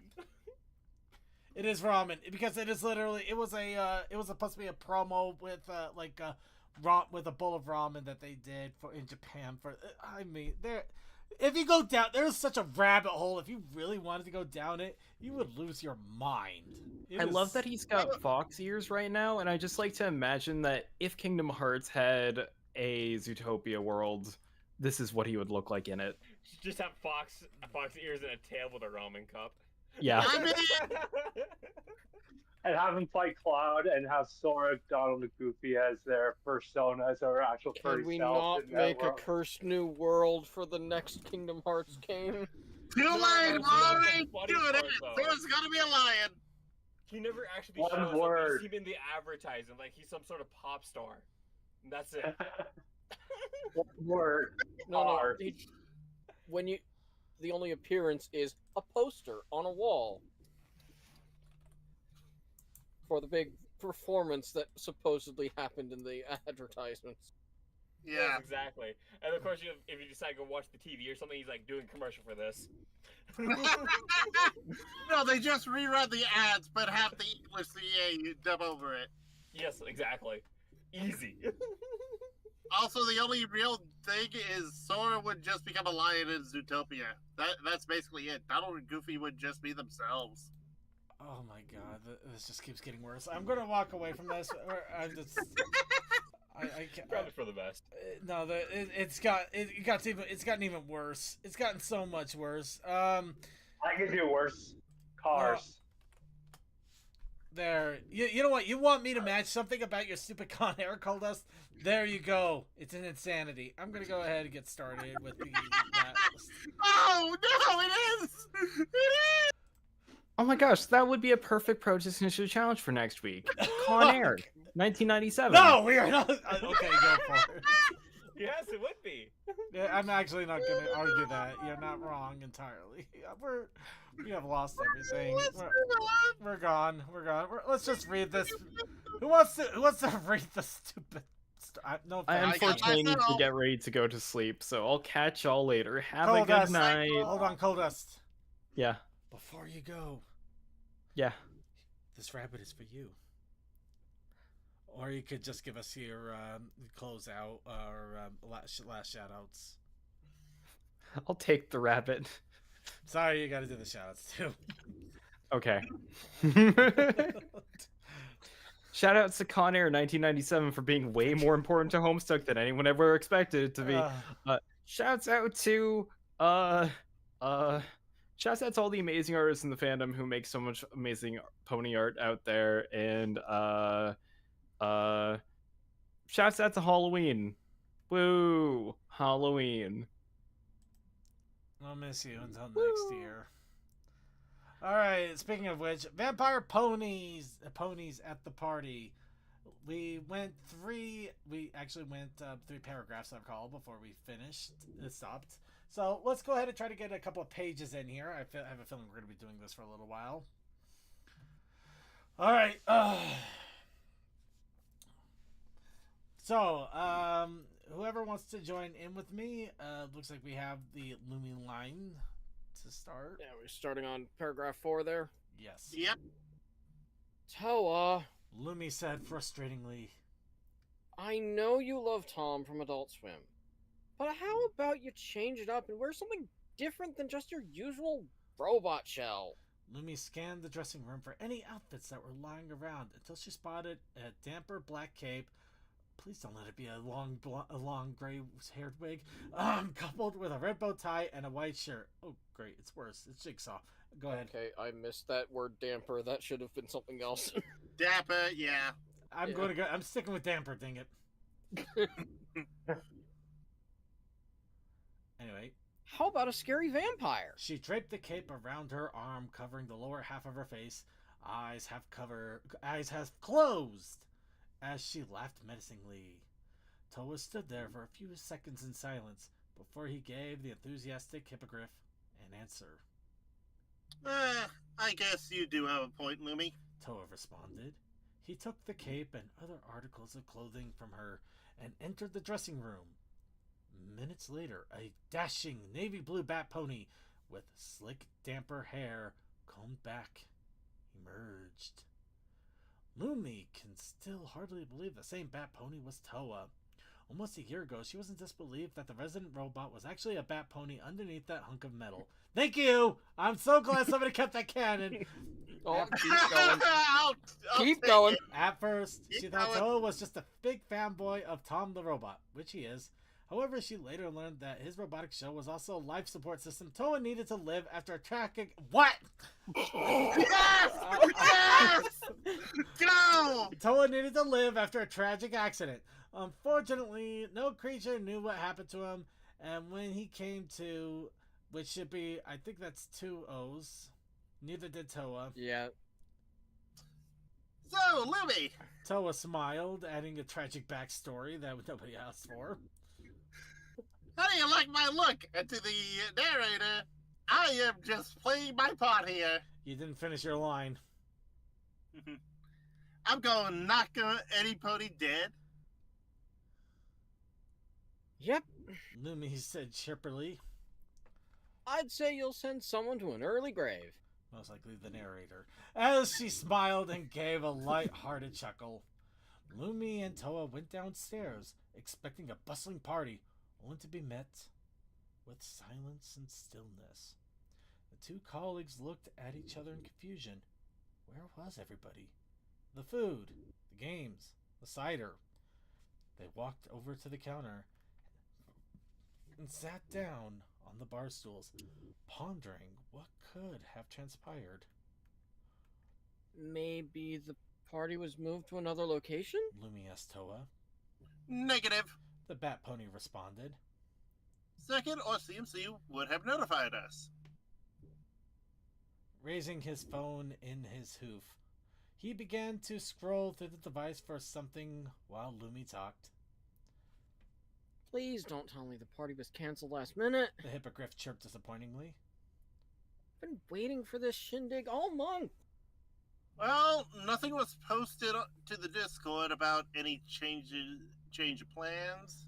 Toa ad-libbed with a sigh. You want to play some arcade machines and have a few drinks? The Bat Pony asked a sad burb. Sure. Lumi replied, as she pulled a coin purse from her seashell bra. Lumi searched the contents to find nothing but lint. That's it. she said defeatedly. I'm turning in for the night. Good night, Toako. Before she reached the stairs, a brown earth pony mare walked through the front door carrying what seemed to be crates of empty mansion. Should have been Mason, but hey. Yep. Yeah. Nope, they're mansion jars now. These things are jars that are in the shape of a mansion. Empty mason jars. She had a red mane and wear a green shirt. That appears to be her uniform. Her key to mark is a notepad. However, where her mark is covered up by a black burlesque dancer dress. What? Yeah, the phrasing. The wording there felt a little weird. And I wasn't sure how to fix it. Yeah, I didn't know how to fix that one. Well, it sounds like she's wearing her uniform, but she's also wearing a burlesque dress for some random reason. She might have Yeah, top I and should a have said. burlesque bottom. Yeah, Okay, she put yeah, the I box. should have worded it like that. She put the box down in the nearest corner of the bar and began to trot back outside till she caught Toa in the corner of her eye, trying to take a vodka bottle from the rack behind the bar. Oh, I guess we're going to New character. We need a new character. Anybody want to voice her, or should I go ahead and start straining my vocal cords? We're gonna need a lot of things, because at least there's one point where there's at least 5 characters around. Haha! Ha. Alright then. Hey, Bruella! She shouted. Yeah, you lots have your own liquor outside. Save those spirits for another time. The Bat Pony returned the alcoholic beverage. He was about to apologize when Lumi rushed over to the annoyed mare. Did you say outside? She chirped, eyes filled with hope. Wait a minute. Toa interjected. I thought the party was supposed to be held here tonight, Running Tab. What gives? Running Tab runs the Brony Show bar, and at times she has quite a temper, especially when some creature messes up the bar. Yeah, the Nightmare Night shindig of yours has been moved. Before Running Tab could finish, Lumi darted out the door, chirping gleefully. And also said a random word. Oh, never mind. Outside. RT turned her gaze from the entrance to the Bat Pony. You know, don't cost a thing to have manners, you bird brain. Sorry, Running Tab. Toa replied. We thought the party was cancelled, hence Lumi's excitement. Now, first off, Running Tab began, the party isn't canceled. We had to move it outside because some ponies forgot to account how much space you need for some of the games and festivities tonight. Now, also, second of all, some of the stuff they added last minute wasn't going to fly here, so I had to convince them to relocate it outdoors. The Bat Pony started to wish he was wearing his metallic shell at the moment. A face of worry washed over him. Tear up my bar, will you? Over my dead flank! The mayor said under her breath, apparently very loudly because I didn't know it was under her breath until just now. Also, and thirdly, Toa stood still in attention. You guys, you better look after that Lumi, alright? Toa eased the tension in his shoulders. It's her first nightmare night, goddammit! Maybe a little crasser. Oh well. And I don't want to see her get hurt. There's no telling what could happen. She could get hurt! Rattle, rattle, rattle. Toa nodded in silence. He was delighted. What the... Sorry. That was... I should be laughing at my own stupidity. Toa nodded in silence. He was delighted to know Running Tab had a soft side underneath her rough and tumble and ruffle tumble and tumble and ruffling. Her tough and rough attitude and appearance. Now, you get out there, Bluella, and have a little fun. Toa ran past her as his phone dropped out of his cape. Wait a second, Bluella. She continued as Toa turned to look at Running Tab. Drink responsibly. He would never drink at all. Ha! You know what? No. I'm gonna get drink responsibly. He's supposed to be in a freaking robotic shell of a humanoid because he's in an accident and that keeps him alive. That sounds like something he shouldn't be drinking at all, let alone responsibly. Let alone the fact that, no, I don't ever see Toa actually drinking unless it's motor oil. In which case, he's probably just doing that to mess with us. I don't know which at this point. Drink responsibly! We already had one drunk idiot, too many already. Taken aback by her comment, he shrugged his head. How do you shrug a head? Well, since the long neck, you can just go chin and go, eh. Fair enough. And headed outside. With cider involved, there were bound to be some creatures intoxicated by this point. Ah! Running temperaments. To be young and dumb and full of spunk. She began to follow suit until she heard a cracking noise on the ground. She lifted her hoof to see a cell phone lying on the ground. The screen cracked from the weight of her hardy hooves, and the upper left corner of the data signal had a question mark, indicating the device had run out of data. I think we need to stop here since there's a part 2 and we can come back to this later. Oh, I was definitely going to stop here anyway. I don't think I can do that voice much longer. Yeah, I don't think that the last part of that paragraph was even needed, though, because I don't think that comes into anything later. I'm not sure what that... No, it was just to indicate Toa dropped his phone, and when he was searching, it didn't have any data, so he didn't see the announcement and put it up on Discord.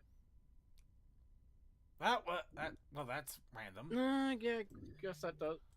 Like,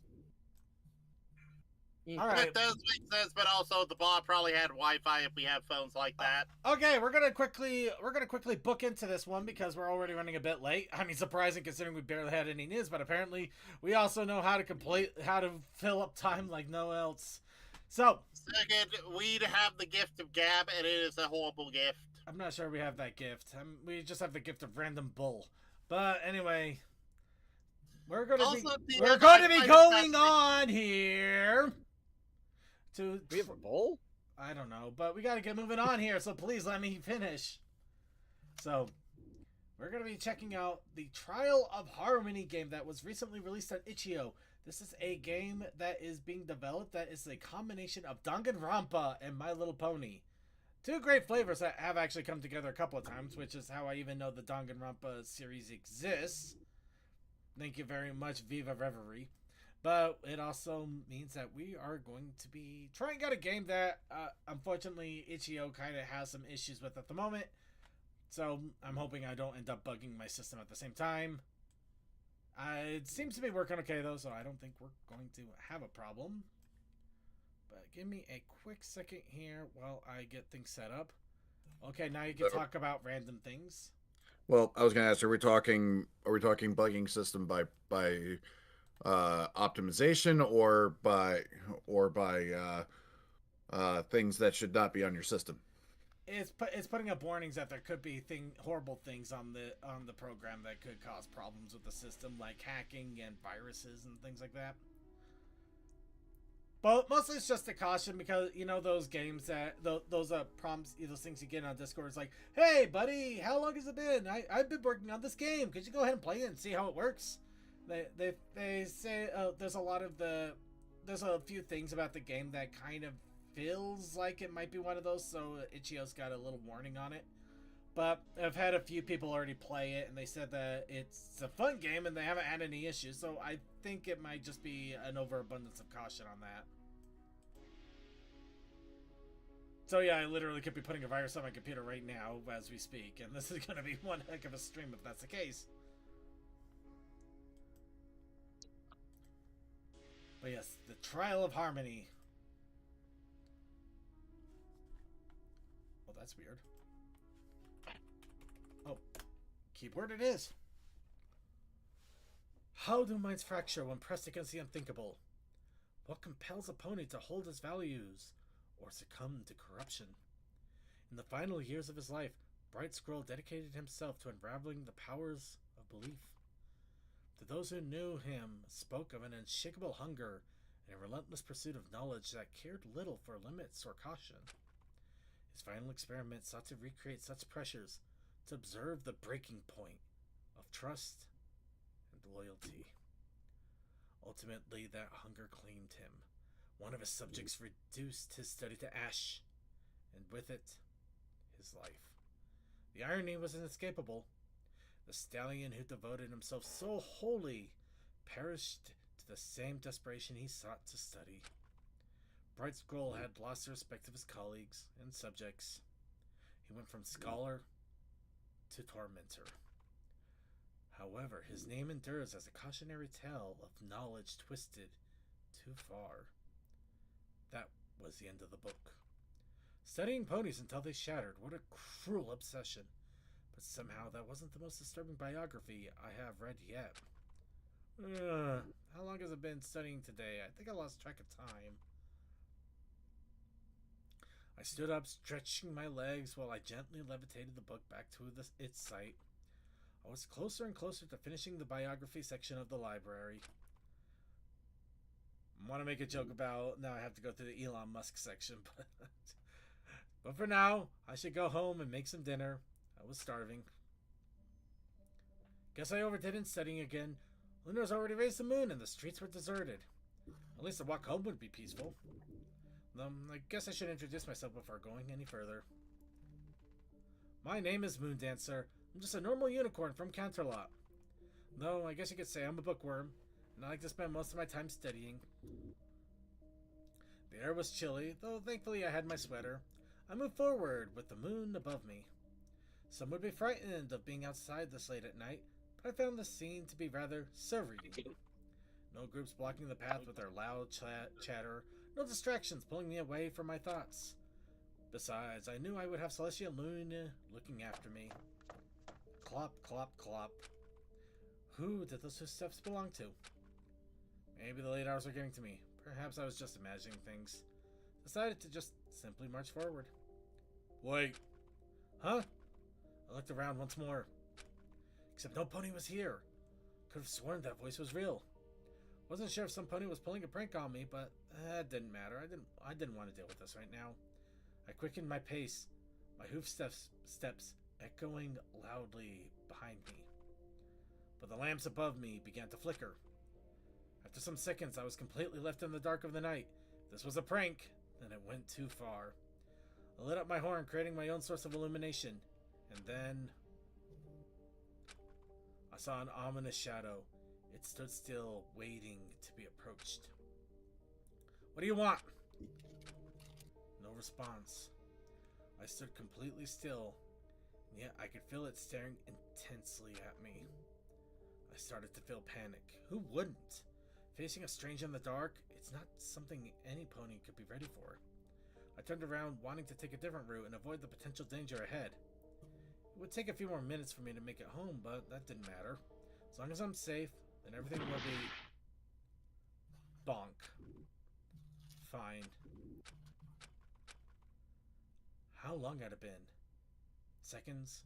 Minutes? Hours? When your mind slips, time stops meaning anything. They say life can end in an instant, and I believe that now. A single moment, and everything you've built, everything you've dreamed, can be cut short. You're never given any warning, no time to prepare, no chance to turn away. But even if fate tried to end my story here, my story isn't done yet.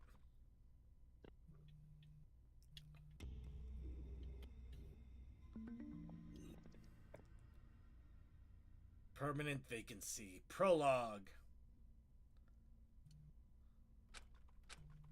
Slowly but surely, I just realized I am not showing this to in the Discord, am I? Yeah, you gotta No, show you it. are. Yeah, Oh, we're yeah.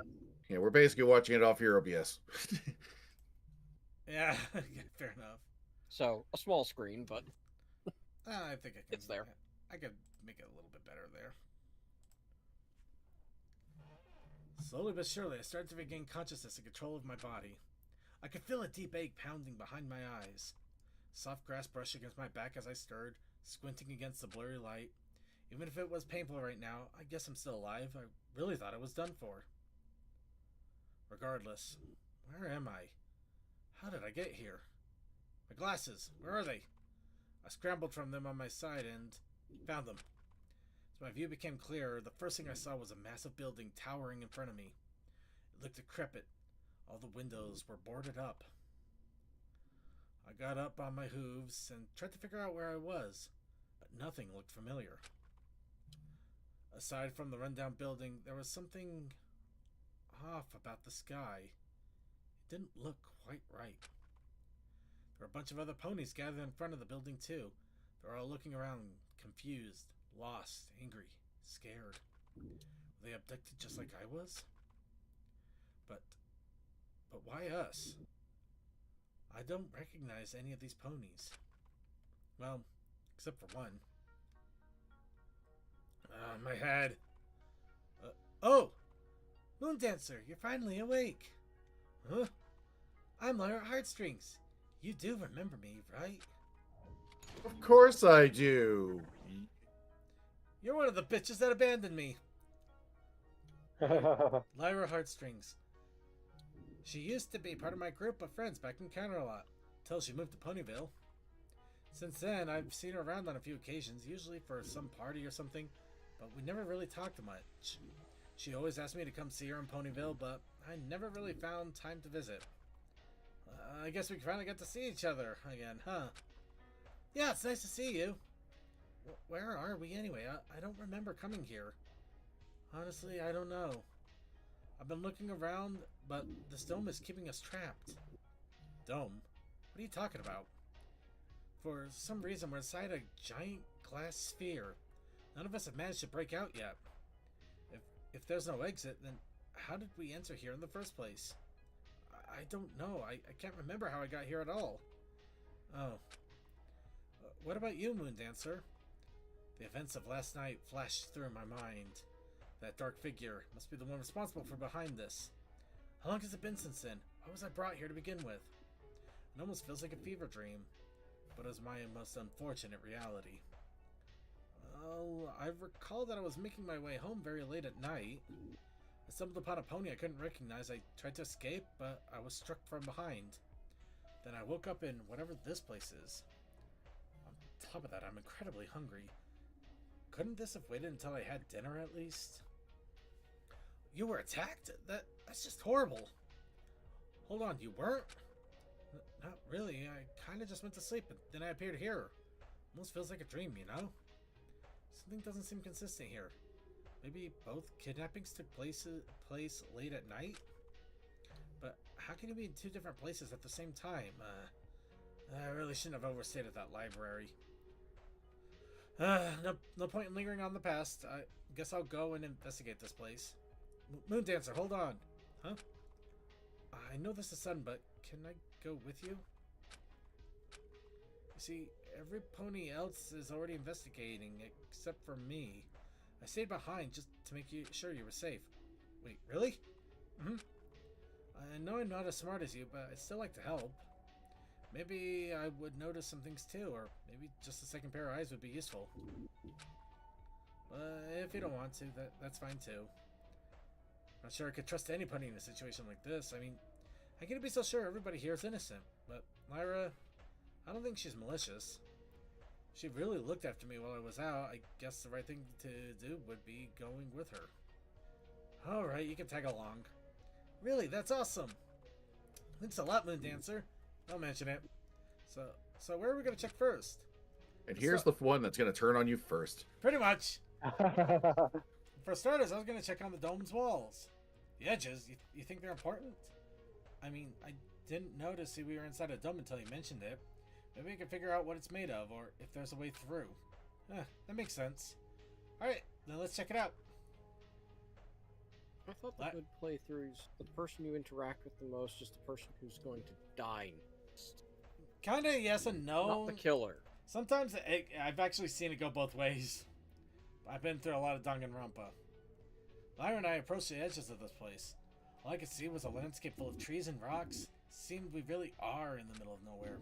Regardless, we were right next to the border. I guess now we have a chance to figure out what's going on.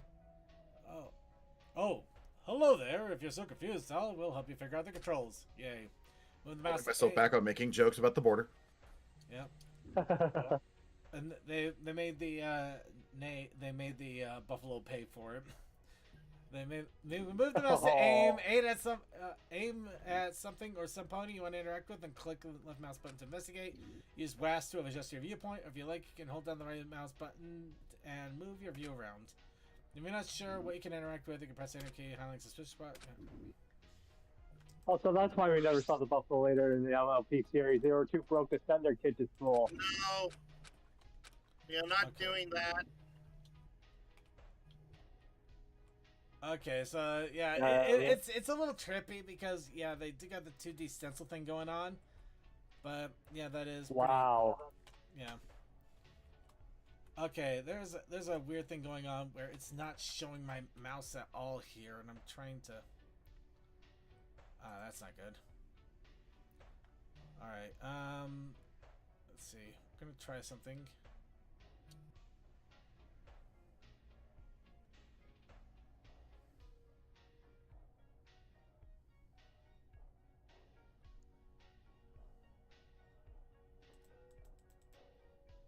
Okay, there we go.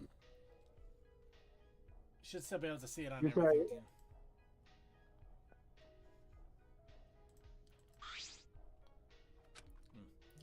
He's been staring at the wall for quite a while now. The hat, the badge, it's like he came out straight out of a western. He looks pretty focused. Maybe I should interrupt. So the realism don't keeping us in. I knocked my hoof on the wall. It feels like thick, strong glass, but it also feels something magical about it. Reaches up high too. Where would you even get a glass bowl this big? I can see so much of it in the world outside, and yet I don't recognize where we are. Do you think this is what a pet fish feels like? Sure, I'm sure feeling like a small fry right now. Hey Lara, yeah? How long was I asleep? I'm not sure how long exactly. I wasn't the first to wake up, but I think I watched you over for maybe about an hour or so. You really watched me sleep for that long? Of course, I had to make sure you were okay. I see. Well, thanks. Hey, what are friends for, right? Right. Friends. Investigation complete. So, what do you think? I don't think I found anything helpful. Well, maybe he knows what's going on. I'm gonna go ask. Lyra, he's probably busy. Maybe we shouldn't. Lyra ignored me as they approached the sheriff with little hesitation. Hey there. Howdy. Nice to meet you. I'm Lyra Strings with my friend Moondancer. Now, I see. Pleasure to meet you, lady. Sheriff Silverstar, at your service. I'm gonna kill someone. Wait, are you the real sheriff? That's awesome. Sure am. Been keeping the peace here in Appaloosa for going on 10 years now. No, I reckon I'm far away from home. Ain't no desert or tumbleweeds around here. Appaloosa? Isn't that the southern part of Equestria? Sure is. One moment I was breaking up a bar fight. Next, I'm here. Feels like somebody pulled the rug right out from under me. So you're as lost as we are, aren't you? Pretty much. Yes, now why won't you talk to my face? Because this is how we do it in Danganronpa. We're talking at the person, but we're not talking at each other. I'm investigating the confinement of sorts. Figured not even the raw earth pony strength here can leave a mark. Silverstar approached the wall. Slam. What? That really did nothing? Yep, just like you claimed. No crack, no dent, not even a sound of strain. What is this thing made of? Mummer, that kick seems really strong. Thanks. I think it seems strength won't be of any use. Back in Appaloosa, I relied on my wits and my lasso to handle trouble. Bandits, outlaws, even an occasional sandstorm. Nothing I couldn't handle. I beat that sandstorm within an inch of its life, I tell you what. Really feels like something else, doesn't it? Oh, absolutely. But say, since y'all are unicorns, do you think y'all can use your magic? Maybe you can all teleport out of here or even blast the walls? I guess we could try, but are you sure it would work? It sounds too simple. I get what you're saying, but isn't the best to try everything before giving up? Sometimes the simplest solution is the right one. Because sometimes it ain't, but you won't know until you try. Yeah, and if there's any chance to escape, maybe it's worth trying. I silenced my protest and closed my eyes shut. Tempted to picture myself outside, and I felt a rush of magic through my horn. Ended up in nothing. And as I could feel myself struggling. I can't teleport! Hold on, let me try. Lara closed her eyes and focused, a yellow glowing in her horn. She struggled, her horn let out some sparks, but all her efforts were in vain. I can't teleport either. This is weird. Aren't unicorns basically capable of teleporting anywhere they wanted? Normally that would be the case. However, this dome is enchanted. A unicorn approached us, his cloak and glasses. Is he some sort of wizard? I'm a wizard, Harry. You're all wizards. You can all do magic. Shut up. Mind explaining yourself, Mr. Say, what's your name again? Oh, I guess an introduction is in order. My apologies. I'm Orange Creamsicle. I'm Sunburst, the Royal Crystallier of the Crystal Empire. Well, my girlfriend calls me Creepsicle. But we don't get into that one. Crystal, Oh, you it's say? not- Sounds like a mighty lot of work. Polishing crystals for the king and queen ain't an easy feat. Polishing crystals? It's absolutely nothing like that. Oh. I take care of the queen and queen's daughter, Flurryheart. That's my rose, a crystaller. So basically, you're full sitting a princess. That's nice, but it doesn't explain the cloak, though. Well, aside from taking care of the princess, I'm also her magic teacher. Besides, I feel very weird if I didn't have my cloak with me. Sunburst, you mean to be taking care of Flurryheart? Then what are you doing here? I assumed you were kidnapped as well. Well, I was taking a train to Ponyville for a personal visit. I was reading some books and started to fall asleep, and first thing I knew is I woke up in this place. You're kidnapped by a train? How did nobody notice that? Sounds real dirty. They missed an opportunity to get you. To be fair, I was basically alone in my wagon. I didn't think I was in any actual danger at first. I really should have waited for tomorrow's train. Maybe I wouldn't be in this mess. Who could have done this? I'm afraid that's a question we can't answer yet. Talking about questions, I got one. You mentioned that the stone was enchanted. Can you tell us more about it? Oh, right. The dome's enchantment is designed to trap ponies, especially unicorns. It prevents teletransportation and can even suppress magic entirely. But luckily for us, our magic is still functional. Can you imagine how difficult it would be to live without the usage of magic? Hey, us up for ponies don't require magic. We don't need anything. That's just fine. I'm gonna go. I'm so mad. I'm gonna go. Well, sorry, I didn't mean to imply. Just messing with you. You're good. So, in short, we can't escape. Well, not entirely. Enchantments like this are complex, but they're not perfect. There's always a weak spot, a flaw in the design. If we could find it, we may be able to disrupt the spell. Disrupt the spell? That sounds very complicated. How do we even start looking for something like that? If I had my research materials, scrolls, books, even a simple parchment, I could start piecing it together. In fact, I could even ask for help. But really, then what are we waiting for? Well, I don't have anything on Hoof that could be useful. Besides, I'm more of a, scholar rather than a practitioner. I know the theory, but putting it to practice is another story. Oh. So, if magic ain't gonna work and brute force ain't gonna work, then what's left? Maybe missing something like a switch or a secret passage? A secret exit would not make any sense. Our captors would be risking us discovering it. Wait, if instead of finding a tunnel, we make our own? Make our own tunnel? Hey, you, move aside. Huh? The mayor's gaze, it's almost like he's staring through my soul. If magic's in the way, then I'll make my own exit. Brushing past us, she examined the barrier. Oh, hold on, what are you? And suddenly, she started digging. Whoa, hold on there, Lily. Her hooves moved like a blur, tearing into the ground with speed and precision that left us all stunned. Dirt flew everywhere as she carved the tunnel deeper and deeper below the dome. Oh, my cloak! Her digging continued vigorously, with more dirt tossed our way. For a moment, it felt like she might actually break through, like her sheer determination could overcome even the most impossible odds. But then, she stopped. It's no use. The mayor jumped out of the tunnel she just made. There's some magic nonsense down there. I can't dig out of this dump. Wait, magic nonsense? Yeah, magic nonsense? A magic barrier? Oh, jeez, I get it. Well, Albie, you got some serious digging skills. How did you manage to dig such a hole with your bare hooves, Miss, what did they call you again? Name's Limestone Pie. I've been dealing with dirt and rocks since I was a foal. Well, I reckon it's mighty nice meeting you, Limestone. Gotta say, your skills are something else. Yeah, even if they might be a bit messy, maybe you can help with something else. don't get too cozy. I'm out here the moment I find a way. Well, I was just thinking that with our combined efforts, we could get out of here. What? You expect me to cooperate? So if I'm going to trust anybody here. Actually, it looks like your arms are a little on the... Oh, no, that's just the artistic style. Never mind. Then what's your plan? You just saw that there was no way out. I know what I saw. You don't need to remind me of the obvious. Well, one of you could look behind all of this, so don't come any closer. Then what are you planning to do? Avoid every pony? Of course. Any problem with that? But why? Everyone's been confused and scared since we got here. Instead of avoiding others, we should be helping each other instead. Fine, if you're so persistent on trusting each other, then let me ask you a question. What would you do if you were taken away from your family, and you wake up in some weird dome in the middle of nowhere with a bunch of ponies you don't even know? Your family needs you, but you don't know if you'll ever see them again. You think, well, they will think you're dead too. So, what do you do? Will you trust the strangers, even if it might be the reason you were kidnapped in the first place? Will you protect yourself and not trust any pony?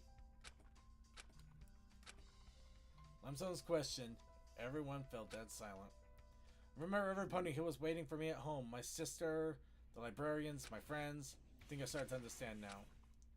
See what I mean? Trust is naive in this situation. That's so. No pony had anything else to say. I'm leaving. Have fun getting along or whatever. Wow. Limestone, they got Limestone down pat. Limestone turned her back and left without saying a word. For her harsh exterior and rough temper, maybe it's for the best she left us alone. She's very scary, I'm not gonna lie. Let's see. It's familiar at... Well, I mean...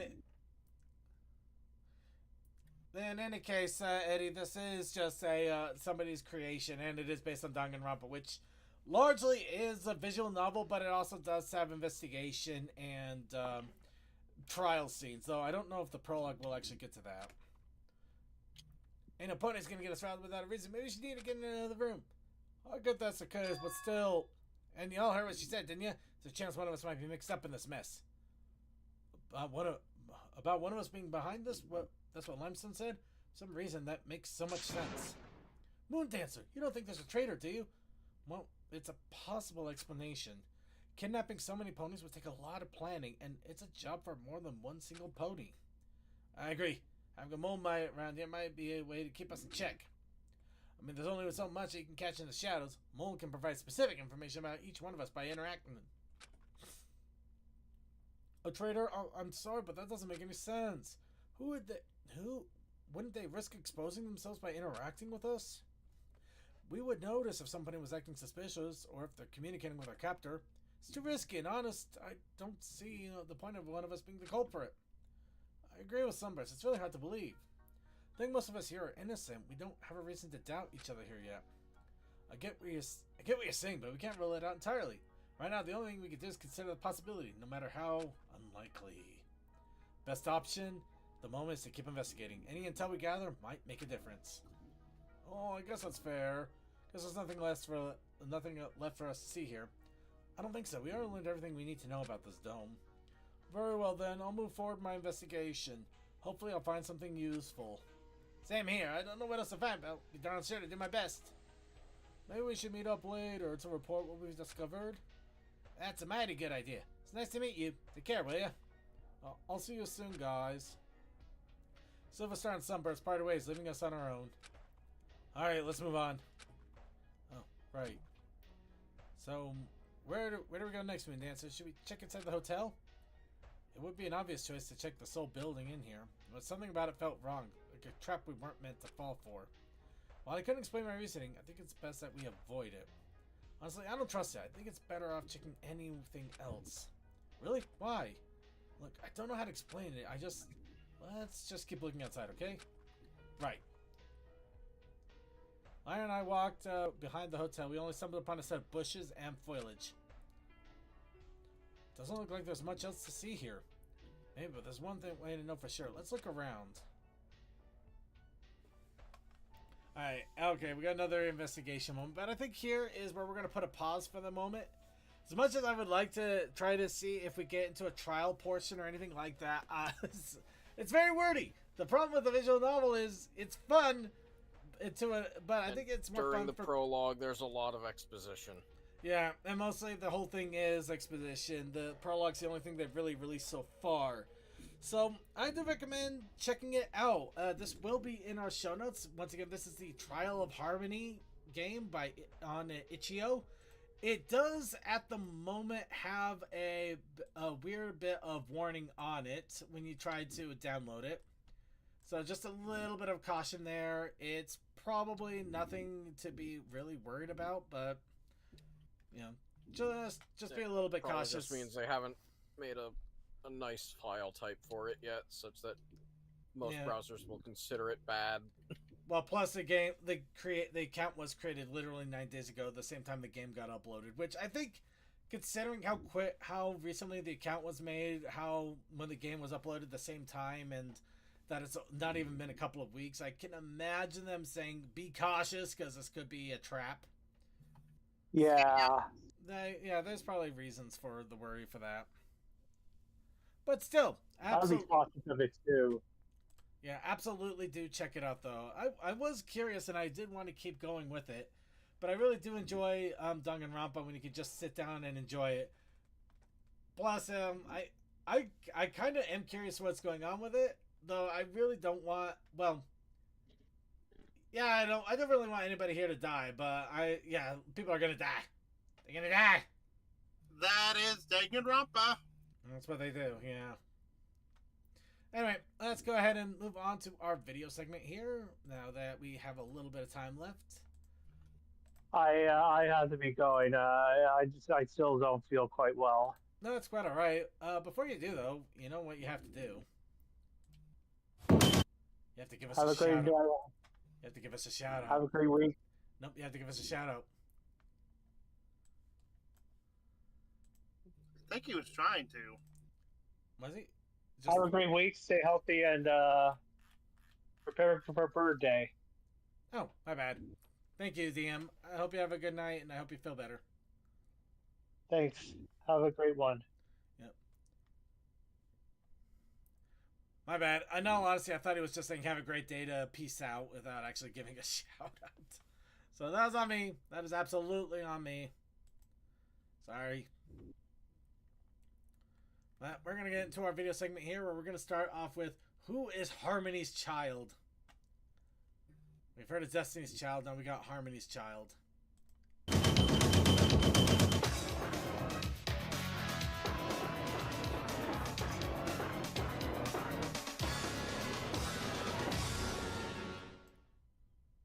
What made me want to form an alicorn singing girl group? Well, I mean, if regular ponies can garner a massive following just by opening their mouths and warbling out some nonsense, why can't we alicorns? I mean, we're already beloved. Harmony's child! I told her it was a bad idea. I still think it's a bad idea. It's just that, well, Celestia can't sing. Clearly, I'm the fan favorite, but is that really a surprise? Harmony's child! Oh, yes. There are several ponies having nightmares about my sister's voice. Derpy's was my favorite. She dreamt she was a screeching goose. She's not that far off. Oh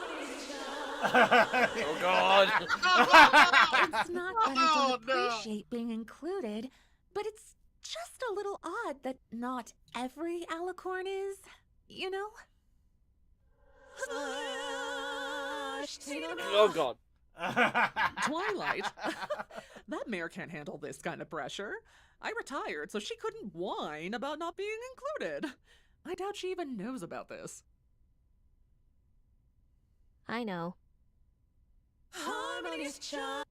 The poster? Yes, well, Luna and I are suspicious that she got our band name from a different girl group and then just modified it. She thought that Harmony's child needed an actual child in the promotion, and apparently Flurry Heart just wasn't good enough. Harmony's Perfect pause! Perfect pause! Okay. If you want to see the rest of this tragedy, this is... Is it truly a tragedy if we enjoyed it? Yeah, this is Who is Harmony's Child, which I believe it's... That is funny. I don't know why it's not showing me the creator, but it is... oh, dang it. Who was it? I mean... Magpie. Magpie Pony. Thank you. Yeah, it's Magpie Pony, so be sure to check them out, and also check out Who is Harmony's Child. God. Next, Not Safe for Work. Hey there, every pony. Dang it. They actually made it so we don't know who made this stuff now. Crap. Sheriff Hitch here. And today, I'm going to give you some tips about safe workplace practices. And of course, my friends are here to help. Tip number 1. Always make sure to thoroughly wash your hooves, especially before and after handling food products. Tip number 2. Avoid standing on precarious or unstable surfaces that can cause you to fall and injure yourself. Tip number 3. In a laboratory setting, always wear your safety goggles and lab coat. Tip number 4. When in high hazard areas where falling objects may be present, make sure your hard hat stays on at all times.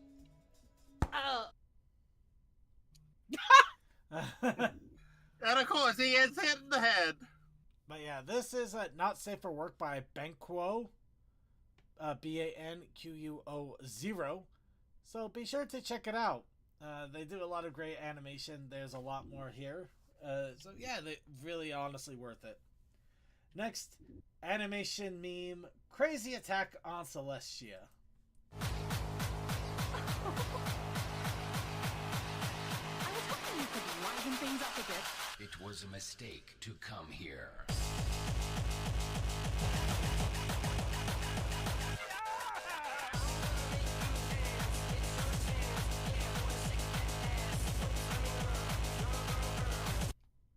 Okay, this is apparently an animation meme. This was made by Avenging Ponies Studios. But yeah, there's a little bit more involved with it, but yeah, it's just complete insanity. So enjoy the insanity. But yeah, Crazy Attack on Celestia. Now, Mr. Moon. One day, the moon got tired of being up in the sky. He wandered down through the starlight and landed on the ocean side, and he smiled while he jumped. But yeah, this is Mr. Moon. That's cute. It's a short, cute one, fun little animation. This is from Yester Maisie. But yeah, it's Mr. Moon MLP animation. Be sure to check it out. Little cute, short, fun, little silliness.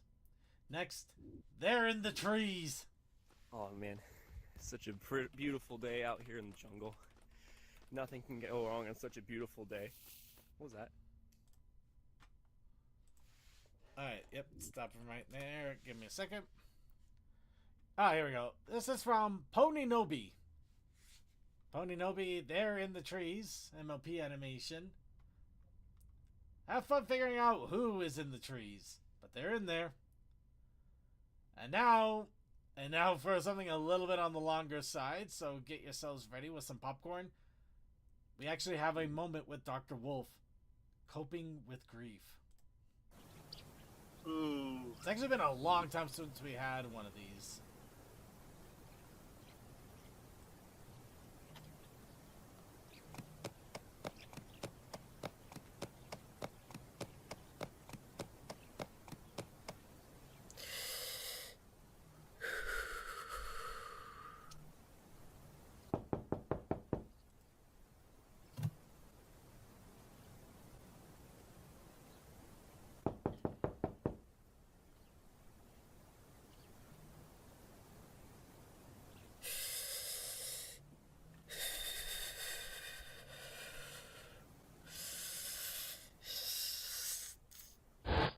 Oh no, it's lightning.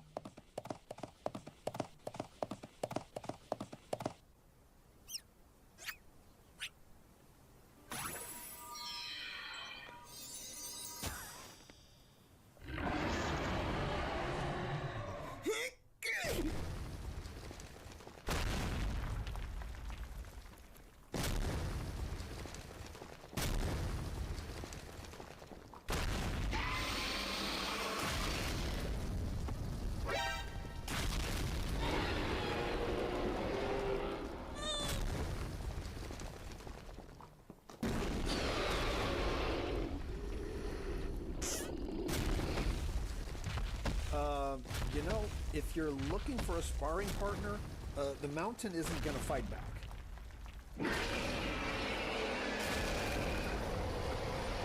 Yeah, lightning's kind of bad.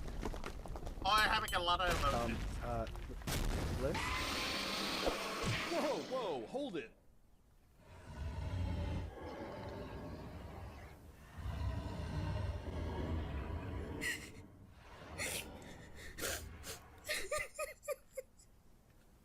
Okay, that was not sparring.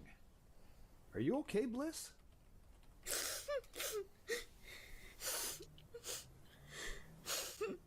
Whoa, all right. Okay, dragon form coming out, beating up a mountain. You want to talk about it? I figured turning into a dragon instead of Thunderblight would cause less damage in the long run. It's nothing, just trying to cope with things. It's nothing, and you start tearing new cave patterns. Yeah. Something's happened. Can I help? I think you can, or I hope you can, or I'm trying to be more. Here I am trying to do the right thing and talk to those who are still here with me, yet here I am just being an angry, stubborn... I'm just going to put a quick pause right here, mostly because the timing of this is kind of wild, to be blunt. This video actually came out several weeks ago. It's only now that we're finally getting a chance to get to it. However, there was a recent tragedy that did happen with Lightning Bliss that wasn't related to this, though it's kind of ironic how related it is compared to the situation, to the current situation. But just wanted to make sure that information gets out there, that this isn't related to that.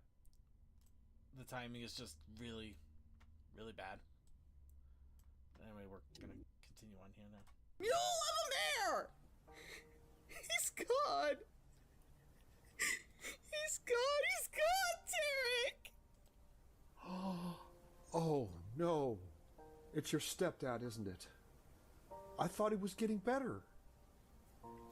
While I was in mourning with my friends for my previous dad, he slipped away in his sleep. Oh, gosh. I'm so sorry. Wait. That was the exact same day as your dad? It's a cruel coincidence, isn't it?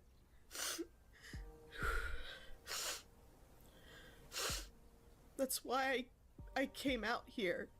I didn't want to be angry. I didn't want to slip into the fog. I remember when Dog and the others spoke to me that day at my father's grave, that they'd be there for me, no matter the circumstances, knowing that I can't rely on him anymore because he's gone. And I believe them. But now both of my fathers are gone. And I'm so angry! So I tried to go see Doc before my temper got out of hand. But he wasn't home, and I don't know, it made me more mad, and well, you saw the rest. Oh, so that's why Dragon Bliss decided to rearrange the landscape. It's a good thing you never learned how to fight like a dragon. You might have taken out a lot more. But anger like that? Not sure that's what I would be feeling if I were in your place. Don't get me wrong, I punched a hole through a wall once, but that was out of frustration, not grief. Well, excuse me for having some common decency to take it out on some harmless rocks instead of your wolf brother's office door. It's not my fault they are both gone and Doc wasn't in to speak with me. This is the only way I know how to deal with this. Either that or deny it ever happened, then maybe I could get through this without completely losing my mind. Here, you want to stomp up there? It'll probably sound more satisfying. What are you doing? Why would you think I want to hurt you? I can't lose any more people I care about, so what makes you think I want to hurt you? Idiot! Aha, so that's what this is about. You're angry because you feel like people you love are being taken away, and it's out of your control. Go ahead, you can stomp it out on me. Don't worry about hurting me. I think I'm not the only one who needs help here after all. Sorry. Probably not the right time for joking around. 2 fathers now, both taken before their time. I'm guessing you feel really cheated, among other things. Understatement! Look, I know Doc says that changes is inevitable, and that I shouldn't worry about the things I can't control, but I don't care! Is it too much to ask to have at least one father stay in my life long enough to make me feel secure in that I was looked after and given all the knowledge they knew to help me on my journey through life? I guess that it all boiled over in the end, because if they can be taken away so soon, then it means that could happen to you, or Doc, or any of our friends. I don't want that to happen. I can't let that happen. Please don't leave me too, like my dad and my stepdad did to me, or... But I'm not... Oh. I guess I kinda am. Guess I always have been, haven't I? I'm sorry. That's a burden I didn't want to put on any of my friends. I don't want to be a burden. Stupid. Why did I come here? Whoa, hold up. I think we'll pause it right there for now, just because it is a bit on the longer side, and a little bit too much emotions at the moment. That too, but it is honestly worth checking out. This is on the Dr. Wolf YouTube, coping with grief. Honestly, it probably is worth to take a look at, especially since I'm sure people at one point or another are going to have to deal with big problems or, well, grieving moments in their life. Either something small. Well, I say it's something small, but it never is small, is it? Because it's still impactful, you know? Anyway, I hate to end the show on a bit of a downer, so we're gonna do something real short and quick, real here. Give her the peanut butter crackers back. You will give Trixie her peanut butter crackers, or Trixie will see how far this rod can go. Nope! There we go. Everybody feel better? I feel intimidated and emasculated.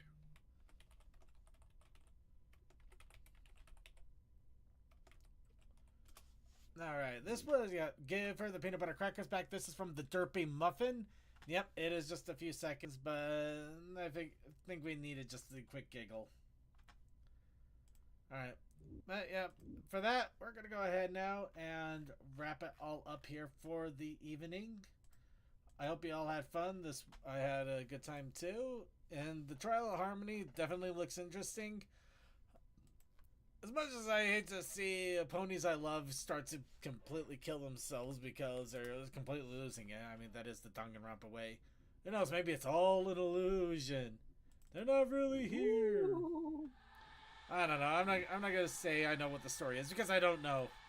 But it looks interesting, and I really do hope that they continue on with it. But for now, let's go ahead and get ourselves wrapped up and give everybody a quick shout out before we go ahead and call it a night for the main show. Starting off with the ghastly Matt Gremlin, who's still quite ghastly. Yeah, I haven't quite changed out of Halloween times yet. Fires, explosions, thoughts, events, regalia, your own things. There'll still probably be streams this week because this week we still have activity. The Ciderfest is coming soon. There may be a point where we just won't have things because, yeah. Alright. Next, Textalion. Uh-oh. Alright, Tokoi. Love y'all. We'll see you in the Vaughn. And of course from the Otaku Ascendant, Suki. If he's... Oh, there you are. Yeah, I'm here. Got a shout out? Nah, was bad. Okay. Alright, everybody. Thank you so much for joining us on another episode of The Brony Show. Be sure to keep an eye out on the Discord and for streams to come up on Wednesdays and Thursdays. That's when Rainy and his team usually do fun little streams. Sometimes it's on the Brony Show stream. Sometimes it's on his own. So be sure... Her own, sorry. So be sure to check it out and keep an eye out on the Discord and when announcements are made. Along with that, tune in an hour early on Monday for the pre-show with Cold Dust and Crew doing pre-show fun. It's always a good time. There's also the Coffee House After Party, which is only on our Vaughn. So if you are live and watching us, you can join us over on the Vaughn to watch some random videos as we just go ahead and relax for the evening. Along with that, just a quick reminder to keep an eye out on our Discord in general, because that is where we usually post random things, whether random videos, random animations, random whatever. Discord's a great way to know what is going on if we're doing other random things, and if you also want to be able to enjoy random things. For that, we want to give a big shout out to all of our IRC chatters. They get the Crazy Man Captain for keeping an eye on the IRC chat. Then they get the Kasakai, Cool, the Fantastic Fred, Techman, Tech Sound in a second, and yay, Archivers.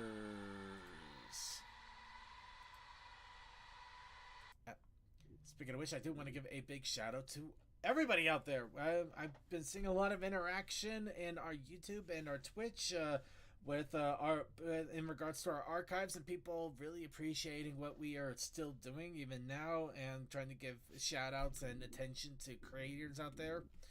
And I just want to say thank you. Thank you to all of you, to the people that are creating and still making great animation, great art, great music, great everything for the Brony community. Thank you to the people that are enjoying it, enjoying the animation, enjoying the art, enjoying the music, and are telling these creators. And I'm hoping that my little spotlight of trying to show this at least gets a little more attention to some of these awesome creators that maybe just need a little bit of love, or maybe even just a boost of attention. But however you're enjoying the Brony Show, whether you're watching on archives on YouTube and Twitch, or wherever archives may be uploaded, or watching us live on YouTube and Twitch, however you're enjoying the Brony Show, however you are enjoying the Brony community, however, all of that, thank you. Thank you so much for your love, your time, your attention. Thank you so much for all of it. It means the absolute world to me. I love having you here, and I love being able to do this. Even though I'm pretty much doing it out of my own pocket, my own insanity, I still love doing it every single time, and I wouldn't give it up for anything. But for now, we're going to go ahead and wrap this all up with Prince Whatever, with Crash and Burn. And I hope you all have a good night.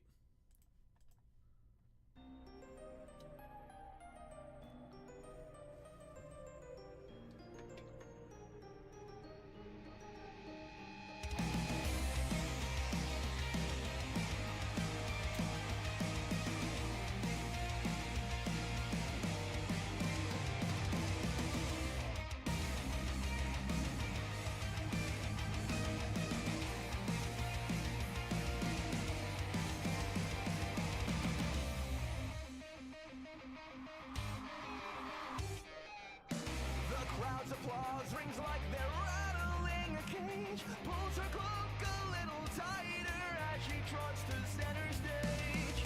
Blinded by the lights, come one, come all, the filly cries. Come see a show so marvelous you won't believe your eyes. I'll never crash and burn, this magic I have learned.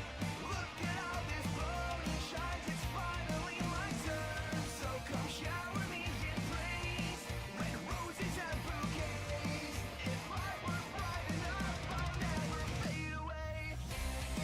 Now hold the curtains high and light me up tonight. Cheering out my name, this magic mirror shining bright. It's all a game with every trick and captivated. The world's a stage and they're gonna see how long I've waited. Never gonna see how long I've waited. Once again, she finds herself against a wall.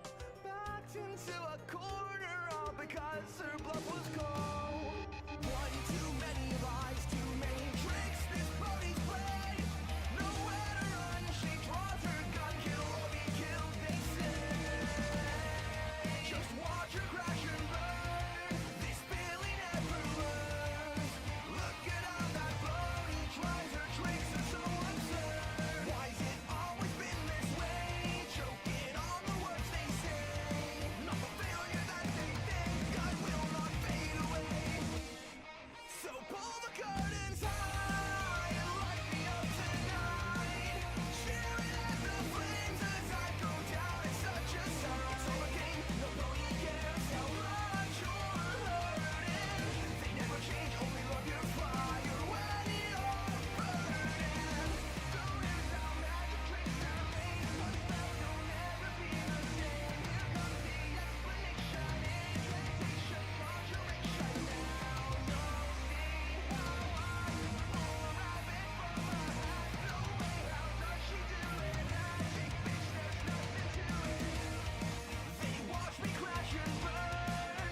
I guess I never learned. Seeing every Brony shine, I hoped it was my turn. Will they shower me in praise or funeral bouquets? Like a firework, I burn up just to fade away.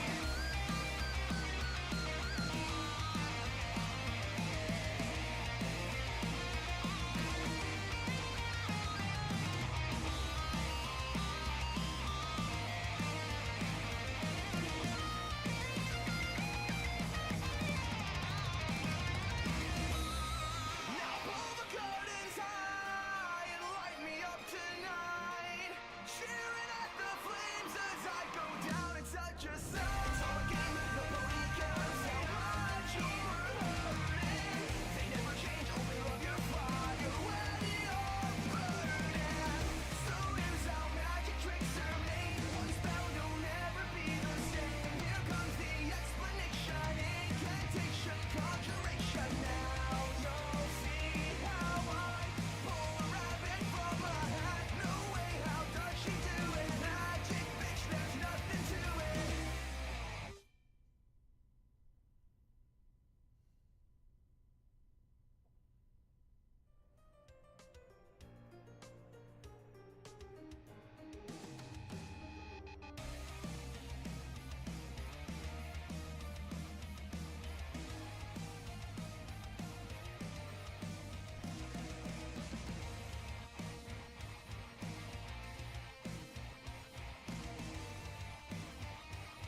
Damn. I don't think I want to go to that magic show anymore.